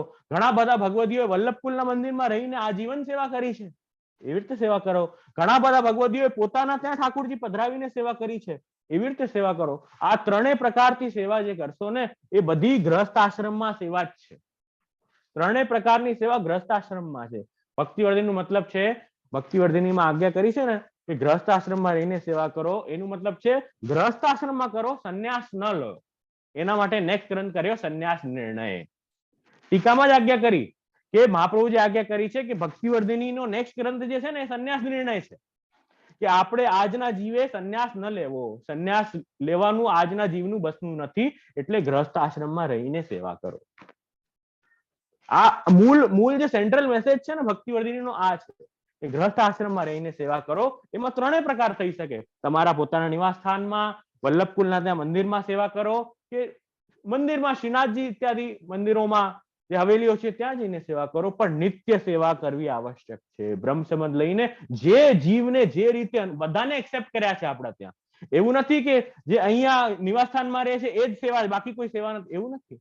જે પ્રકારનો જે જીવ છે, જેવી અનુકૂળતા છે, પ્રભુથી જોડાઓ. The central message there is, બસ પ્રભુથી તમે જોડાઓ, એ આવશ્યક છે. પ્રભુથી નહીં જોડાઓ તો તમારું આ જીવન વેસ્ટ થઈ ગયું. એ જીવનને વ્યર્થ ન કરો, પ્રભુથી જોડાઈને આ જીવનને કૃતાર્થ કરો. આ આપણું સંપ્રદાયનું મેસેજ છે. બધાને એક્સેપ્ટ કરે છે, કોઈ પણ ભેદભાવ વગર, કોઈ પણ ભેદભાવ વગર, જાત પાતના કેટેગરાઇઝેશન વગર બધાને, કોઈ પણ ધર્મનો કોઈ વ્યક્તિ કેમ ન હોય. મુસલમાનો પણ આપણા ત્યાં સેવક થયા છે, ખૂબ બહુ બધા. આપણા ત્યાં ક્રિશ્ચનો પણ બહુ બધા પ્રેમથી સેવક થયા છે. કોઈ પણ જાતનો ભેદભાવ રહ્યા વગર સેવા કરી છે. જેને જે રીતે ફાવે એ રીતે સેવા ગુરુએ પધરાવી આપી. એમાં એવો કોઈ ભેદભાવ ક્યાંય પણ નથી. તો અહીં આ એ વાત જાણી આપણે. આસક્તિ એટલે શું? પાછો વિષય પર. સ્નેહાદ રાગ વિનાશ સ્યાત આસક્ત્યા સ્યાત ગ્રહારુચિ. ગ્રહ શબ્દ આવ્યું હતું ને એટલે મેં થોડું તમને ગ્રહનું બેકગ્રાઉન્ડ આપ્યું. ગ્રહનું મતલબ છે અહંતા મમતાત્મક સંસાર. બરાબર. ગ્રહ અરુચિ થઈ જશે. આસક્તિ જયારે થશે ને ત્યારે તમારે સંસારમાં જે અટેચમેન્ટ છે ને એમાં અરુચિ થઈ જશે. અને ગ્રહસ્થાનામ બાધકત્વમ અનાત્મકત્વમ ચ ભાસતે. કુંભનદાસજીની વાર્તાનું સ્મરણ કરો. કુંભનદાસજી ના ગોધીમાં શ્રીનાથજી બાવા બિરાજે છે. આસક્તિ લેવલની વાત કરું છું. ગોધીમાં શ્રીનાથજી બાવા બિરાજે છે અને કુંભનદાસજીને વાત કરે છે, અરે કુંભના, તો એક મેં बात बताऊं. तो कुंभनदास कि हाँ लालन बताओ क्या आज्ञा कर रहे हो. कुंभनदास जी पूछ्યું तो कि आज है ने वन में छाक की कॉम्पिटिशन है, કે બધા જે ગોપો છે, બધા જે મારા ફ્રેન્ડ છે એ બધા છાક લઈને આવવાના છે પોતપોતાની. એમાંથી જે બેસ્ટ છાક હશે ને એ જીતશે. એ બધી વાત ગોદીમાં બેસીને કુંભનદાસજીને શ્રીજી બાવા કરી રહ્યા છે. અને એટલામાં ત્યાં સાવધાન મહારાજ માનસિંહ પધાર રહે હૈ. અને એ શ્રીનાથજી તરત જ ગોદીમાંથી ઉઠીને પાછળ ઝાડની ઓટમાં છુપાઈ ગયા. હવે માનસિંહ આવ્યા કે કુંભનદાસજી આપના તો બહુ કીર્તનો અમે સાંભળ્યા છે ને બહુ સારું કરો છો ને આપ અમારા દરબારમાં પધારો ને આપ તો બહુ ગરીબ છો ને આપ એવી રીતે રહી રહ્યા છો. લ્યો આ સોનાની આરસી લ્યો, લ્યો આ લ્યો તે લ્યો, આ રત્ન જટિત આરસી છે, આ તે. કુંભનદાસજી કે અરે રામ રામ, આ ક્યાં ઉપાડી પડી. ત્યાં સાક્ષાત શ્રીનાથજી બાવા મારી ગોદમાં મારી કઈક વાત કહેતા હતા, મને કઈક આજ્ઞા કરતા હતા. અને આ લે આરસી લઈ લ્યો. અરે મારો તો આ જલ છે ને એમાંથી જ હું તિલક કરી લઉં, મને કોઈ આરસીની જરૂર નહીં. આરસી રાખીશ અહીંયા ચોર આવશે માથે ને મારો જીવ લેશે એ જુદું. મારે કાંઈ નથી જોતું ભાઈ મહારાજ, મને ક્ષમા કરો. તો પછી રાજાએ કીધું અચ્છા એવું છે તો કે શું જોઈએ તમને, કહ્યું કે આજ પછી મને જો પરેશાન નહીં કરતા, આપ પધારો આનંદથી, આપ ત્યાં ભલા હું અહીં ભલો, જેમ છું હું ખુશ છું. આસક્તિ આસ્યાદ ગ્રહ અરુચિ. કે કોઈ પણ પ્રકારનું અટેચમેન્ટ નથી. મમતા જે છે હોય ને બધી વિષયોમાં, પૈસામાં, ઘરમાં, બધી જગ્યાએ એ જે અટેચમેન્ટ હોય ને કોઈ પણ પ્રકારનું નથી, ફરક જ નથી પડતો. તે આસક્તિ જે છે એવી દ્રઢ થઈ ગઈ. ઠાકુરજીમાં દ્રઢ આસક્તિ થઈ જાય ને તો આ બધી વસ્તુમાં આસક્તિ નીકળી જાય. એ ગમવા ના લાગે, પછી ન ગમે જ નહીં, અરુચિ થઈ જાય. ગ્રહ અરુચિ. ગ્રહ એટલે અટેચમેન્ટ. હું અને મારામાં અટેચમેન્ટ, તો એ ત્યાં અરુચિ થઈ જશે અને એક એવું લાગવા લાગશે ગ્રહસ્થાનમ બાધકત્વમ અનાત્મકત્વમ ચ ભાસતે. એ જે ગ્રહસ્થાન છે, ગ્રહસ્થાન એટલે એ અહંતા મમતાત્મક જે છે અટેચમેન્ટ આપણી, એ બધી બાધક લાગવા લાગશે. અરે આ તો બહુ નડતર રૂપ છે અને આ તો મારું નથી એવું લાગશે. કુંભનદાસજીને પૂછ્યું, ભાઈ તમારા કેટલા દીકરા છે? કુંભનદાસજીએ શું કીધું? ભાઈ મારા તો 1.5 દીકરો. એટલે 1.5 ક્યાંથી યાદ આવ્યું? એ 1.5 નથી, એમને યાદ જ નથી. બાકી જે સેવામાં નથી આવતા ને એમને યાદ જ નથી, અરુચિ થઈ ગઈ છે ને, યાદ જ નથી. એ તો બાધક લાગે છે એમને, તો યાદ જ નથી. જે ભગવદીય છે, જે ઠાકુરજીની સેવા કરે છે, ગુણગાન કથા કરે છે, ગાયોની સેવા કરે છે, એ જ યાદ છે ખાલી, બાકી યાદ જ નથી. તો એ અરુચિ થઈ જાય. અને વ્યસનમાં તમે જો કે પ્રભુ વગર, આમાં તો શું, જો પ્રેમમાં શું થાય? પ્રેમનો નાશ થાય, બરાબર? લૌકિક પ્રેમનો નાશ થાય. ધ્યાનથી સાંભળજો, આ થોડોક વિષય સુંદર છે. એટલે સ્નેહમાં શું થાય? લૌકિક પ્રેમનો નાશ થાય. સ્નેહાદ રાગ વિનાશસ્ય. પ્રેમનો, લૌકિક પ્રેમનો નાશ થશે. પછી આસક્તિમાં શું થશે? ગ્રહ અરુચિ થઈ જશે. ગ્રહ અરુચિ, બધી અટેચમેન્ટમાં અરુચિ થઈ જશે, ગમશે નહીં અને બાધક જેવું લાગશે. અને વ્યસનમાં શું થશે? વ્યસનમાં શું થશે કે કૃષ્ણ વગર એડિક્શન, જેને એડિક્શન કહે, કૃષ્ણ વગર એક ક્ષણ પણ ન રહી શકે. જેમ ગજ્જનની વાર્તા, બરાબર? ખાલી પાન લેવા એટલા સમય મોકલ્યા, ખાલી પાન લેવા એટલા સમય મોકલ્યા એમને, એટલામાં જ જે છે એ મૂર્છિત થઈ ગયા પ્રભુ વગર. અને અહીંયા નવનીત પ્રિયાજી હલ્લો કરે કે મારો ગજ્જન નથી આવ્યો, હું રાજભોગ ની આવું. તો બંને સ્થાનમાં જે છે એટલી જ તાલાવેલી વધી જાય. એ વ્યસન અવસ્થાની વાત છે. તો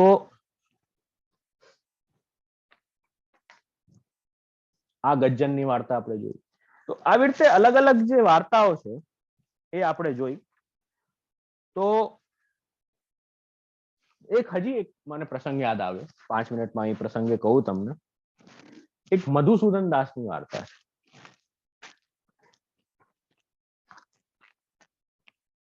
कि मधुसूदन दास છે, એમની વાર્તા શું કહે છે कि श्री गोसाई जी ने मधुसूदन दास को श्रीनाथ जी के बीड़ान की सेवा सौंपी. बीड़ा सिद्ध करता श्रीनाथ जी ना, सो भली भांति तो श्रीनाथ जी की पानन की सेवा करते. और उष्णकाल के दिन गर्मी में जब बहुत गर्मी हो तब मधुसूदन दास रात्रि प्रहर पंखा करते. ऐसे करत कितने दिन भय तो एक दिन श्री गोसाई जी पानघर में पधारे. तो बीड़ान की सेवा करता, राते पंखा ने हवा करता रहता કે ગરમી ગરમ થશે, ગરમી થશે પાનમાં તો પાન ખરાબ થઈ જશે, એટલે પંખા કરતા રહેતા. તો પાનઘર में पधारे, ता देखे तो मधुसूदन दास की आंखें निद्रा में झुक रही हैं. जोका खाए છે પણ पंखा चालू છે. निद्रा में आंखें झुक रही हैं, आलस्य बहुत नेत्रन में भरी आयो है, पर पंखा को हाथ चलो जात है, पंखा को हाथ सतत चलो जात है. तब श्री गोसाई जी मधुसूदन दास की या प्रकार की सेवा देखी कि बहुत प्रसन्न भये. और श्री गोसाई जी पधार के मधुसूदन दास ने न जानी, वे मधुसूदन दास ने श्रीनाथ जी की ऐसी पानन की सेवा करी कि देह रही ता यही प्रकार करे. या वार्ता में जताया जो वैष्णव को सेवा में ऐसो व्यसन चाहिए, सेवा में है ऐसो व्यसन होना चाहिए वैष्णव को, तब प्रभु प्रसन्न होई और तभी जीव कृतार्थ हो जाए. आवो व्यसन, आवो आग्रह सेवा वगर कि आंखों बंद થઈ ગઈ છે, ઊંઘ આવે છે તો પણ સેવા ચાલુ છે, ऐसो व्यसन होय तब जीव कृतार्थ हो जाए. सो श्री आचार्य जी भक्तिवर्धिनी में आज्ञा करें, यदा स्यात् व्यसनम कृष्ण कृतार्था स्यात् तदैव. तो ये जीव कृतार्थ થઈ જાય. सो या प्रकार मधुसूदन दास को सेवा में व्यसन सिद्ध હતો. આ આજ્ઞા છે. આવો હોય ભગવત સેવા, ભગવત સત્સંગ કરવાથી આવો ફલ જે છે ફલવસ્થાની વાત છે તો હોય. તદ અર્થમ સેવના પ્રોક્તા તાપી ભાવાત્મિકા પુનઃ તદ પ્રાપ્ય ફલ રૂપોપી પ્રભુર ભાવાત્મકમ કોમતો. એ જ અહીંયા આજ્ઞા કરે છે. ભાવાત્મકતાનું બહુ આ જે ગ્રંથ છે ને એમાં ભાર આપ્યો. આપણી સેવા ભાવનાત્મક છે, આપણા ઠાકોરજી ભાવનાત્મક છે, આપણા પ્રભુ, આપણું દીક્ષા જે છે એ ભાવનાત્મક છે. એ આપણે યાદ રાખવું. અને સાથે સાથે ઠાકુરજીની જે લીલાઓ છે એ પણ ભાવાત્મક છે, કેવલ પ્રેમથી જ પ્રાપ્ત છે. એ આપણે ધ્યાન રાખવું જોઈએ. તો એ આપણે ધ્યાન રાખવું જોઈએ કે કેવલેન ભાવેન ગોપ્ય ગાવો ખગામૃગા, કેવલ જ ભાવથી જે છે, પ્રેમથી એ પ્રભુ જીવને પ્રાપ્ત થાય છે, અન્યત્ર ઠાકોરજી પ્રાપ્ત થતા નથી. કે અમને ભાવ બહુ છે, અમને છે ને ભાવ બહુ છે, પણ હૃદયમાં ભાવ છે કે સેવા કેમ નથી કરતા, સત્સંગમાં કેમ નથી જોડાતા, કે ઠાકોર નામ કેમ નથી, ના એ બધું અમે નથી કરતા, અમને છે ને ભાવ બહુ છે હૃદયમાં, એમ કે ઘણા લોકો ભાવ હૃદયમાં બહુ. તો મેં કીધું આ તો એવી વાત થઈ, કેવી વાત થઈ કે કોઈ મહેમાન તમને ઘરમાં મળવા આવે, તમે રૂમ માંથી નીકળ્યો, તમારું કામ કરો, એને સામે જુઓ નહીં અને પાછા રૂમમાં વયા જાઓ, કામ કરીને વયા જાઓ, એના સામે જો ઇગ્નોર કરીને એને વયા જાઓ. પછી કોઈ પૂછે કે એ મહેમાન આવ્યા હતા, એમને બહુ ખોટું લાગ્યું કે તમે એનાથી વાતે ન કરી અને તમે એને ઇગ્નોર કરીને એમ જ વયા ગયા, તો નેક્સ્ટ ટાઈમ તમારે ત્યાં નહીં આવે. કે ના ના, અરે એવું હોય, અમને પ્રેમ બહુ છે એમના માટે, એ મહેમાન આવ્યા હતા, અમને પ્રેમ, હૃદયમાં બહુ પ્રેમ છે એમના માટે, તો બાકી પ્રેમ બહુ, અમે ભલે વાત ન કરી કે અમે એના સાથે સામે ગયા નહીં, કે ભલે રૂડ લાગ્યું હશે એને, પણ પ્રેમ અમને બહુ હૃદયમાં અમારા. કે એવું તો નથી ને, કે એવું નહીં, ભાવાત્મક રસાત્મક છે, પણ પ્રેમ આપણે હૃદયમાં નહીં, પ્રેમને બહાર પ્રગટ કરો, એ જરૂરી છે. તો કે અચ્છા એવું છે.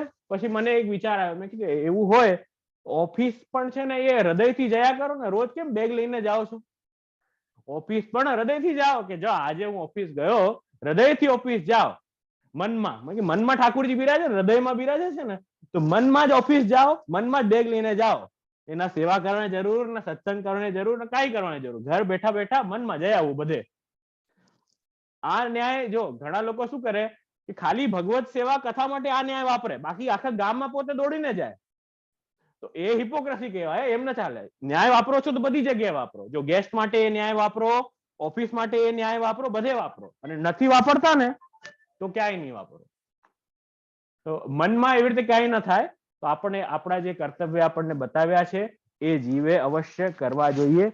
અને એક ભાવ ઉપર બહુ અહીંયા જે છે ને એ વજન આપ્યું છે, તો શિક્ષાપત્રમાં એક સુંદર શ્લોક બતાવ્યો કે ભાવ જે છે ને એનું એક ભાવ તસ્માત એક સંરક્ષ નિધિ રૂપસ્તુ સર્વથા, આપણું ભાવ જે છે ને એ આપણું સર્વસ્વ છે, એ ભાવનું રક્ષણ કરવું બહુ આવશ્યક છે. કે ભાવ છે યથા તદ વિરુદ્ધમ તત્ સર્વમ જ્ઞાત્વા નિવર્તયે, એનાથી વિરુદ્ધ જે કોઈ વસ્તુ છે ને એનું નિવર્તન કરો અને ભાવનું રક્ષા કરો. ભાવ હૈ તો સબ હૈ, ભાવ ગયો તો સબ ગયો. આપણા ત્યાં ભાવનું બહુ મુખ્યતા છે, તો ભાવનું રક્ષણ કરો. એટલે શિક્ષાપત્રમાં શ્રી હરાયજી પાછા આજ્ઞા કરે છે કે ભાવ જે છે ને એ અગ્નિરૂપ છે, ભાવ આપણો પ્રેમ જે છે ને અગ્નિરૂપ છે, તો એના ઉપર સત્સંગ રૂપી પાત્ર મૂકશો તો જે બીજો દુસ્સંગ ને બીજો કચરો પડશે ને તો એ પાત્ર ઉપર પડશે ને તો બધું ઇવેપોરેટ થઈ જશે. પણ અગર એ સત્સંગ રૂપી પાત્ર વચ્ચે નહીં હોય ને આગ અગ્નિ પર ડાયરેક્ટ પાણી પડશે તો એ ભાવ જે છે ને એ ઓલવાઈ જશે, એ બુજી જશે. તો ભાવ હે સર્વસ્વ હે, वो આપણી નિધિ છે, એ ભાવ, એનું રક્ષણ કરો એ આવશ્યક છે. એવી રીતે શ્રી આચાર્યજી કહી રહ્યા છે કે ભગવત જનૈહિ, જે ભગવત જન જે છે એમને જે છે શ્રી આચાર્ય ચરણનું શરણ ગ્રહણ કરીને આ જાણવું જોઈએ કે આ માર્ગનું સિદ્ધાંત જે છે આ છે કે આપણી બધી વસ્તુ જે છે, દીક્ષા હોય, સેવા હોય, ઠાકોરજી હોય, આપણા ગુરુ હોય, એ બધું જે છે એ ભાવાત્મક છે. તો એ સિદ્ધાંત આપણે જે છે આ ગ્રંથમાં જાણ્યો, એ બધા જે જ્ઞાની વિચક્ષણ વૈષ્ણવો છે એમણે આ જાણવું જોઈએ. તો આ બહુ આવશ્યક છે. અને ભાવ થશે તો વિરહ આવશે, ઉષ્ણતા આવશે, તાપ આવશે, અને તાપ આવશે ત્યારે જ ઠાકોરજી પ્રગટ થશે, નહીં તો ઠાકોરજી પ્રગટ નહીં થાય. એ વાત આપણે જાણવી જોઈએ. ઠાકોરજી પ્રાગટ્યનું હેતુ જ જે છે ને એ ભાવ છે, અને ભાવથી પ્રગટ થતો તાપ છે. તાપ નહીં હોય તો ઠાકોરજી અનુભવ નહીં જતા આવે. તો આ બધું જે આખો ગ્રંથનું તાત્પર્ય હતું કે ભાવ દ્રઢ થાય, ભાવ પ્રગટ થાય, અને એ ભાવથી ઉષ્ણતા આવે, તાપ આવે, અને તાપથી ક્લિશ્યમાનાન જનાન દ્રષ્ટવા કૃપાયુક્તો યુધા ભવેત તદા સર્વમ સદાનંદમ હૃદયસ્તમ નિર્ગતમ બહિ. તો ક્લિશ્યમાન જે જનો છે, જેને તાપયુક્ત જનો છે, જે ક્લેશયુક્ત જનો છે, એમને જોઈને એ ઠાકુરજી જે છે કૃપાયુક્ત થાય છે. આ જરૂરી છે. તો આ આપણે ગ્રંથનો જે છે એ દર્શન કર્યું. સંક્ષેપ રૂપમાં થયો, બહુ કઈ વિસ્તાર થઈ નથી શક્યો, પણ 2 દિવસમાં માર્ગનું સ્વરૂપ એ આપણે આજે માર્ગ સ્વરૂપ પરિચય નિર્ણય છે એ ગ્રંથનો આપણે એ જોયો, દર્શન કર્યો. આશા છે તમને સમજ પડી હશે. કઈ પૂછવું હોય તો અવશ્ય પૂછી શકો છો. અને જે પણ કાંઈ તમારો ભગવત ભાવ વધ્યો હોય, આપણે આ પણ 2 દિવસ જે ચર્ચા કરી શ્રી હરિરાયજીના ગ્રંથની, તો હું માનું છું કે કંઈક તમને જાણવા શીખવા મળ્યું હોય, કંઈક સત્સંગ વધારે થયું હોય, થોડુંક 2 ઘડી ઠાકોરજીનું નામ લીધું હોય, તો 2 દિવસ આપણે ઠાકોરજીનું નામ લીધું, તો નામ લેવા માત્રથી પ્રભુ સ્મરણ થયા ને, બસ તો આ 2 દિવસ સફળ છે. બસ ઠાકોરજીનું સ્મરણ થઈ આવે તો એ સફળતા છે. અને ઠાકોરજીનું સ્મરણ ન થાય, કેટલું એ બોલો, બધું પાણી છે, બીજું કાંઈ મતલબ નથી. મૂળ આપણો હેતુ એ ભાવાત્મક પ્રભુ, એ રસાત્મક પ્રભુનું સ્મરણ સત્સંગ આપણે સતત કરતા જ રહીએ, બસ એવી ઈચ્છા સાથે ફરી પાછી પાટોત્સવની તમને ખૂબ વધાઈ. અને અહીંયા જ વિરામ લઉં છું. ફરી પાછા આપણે વહેલા મળશું. જી.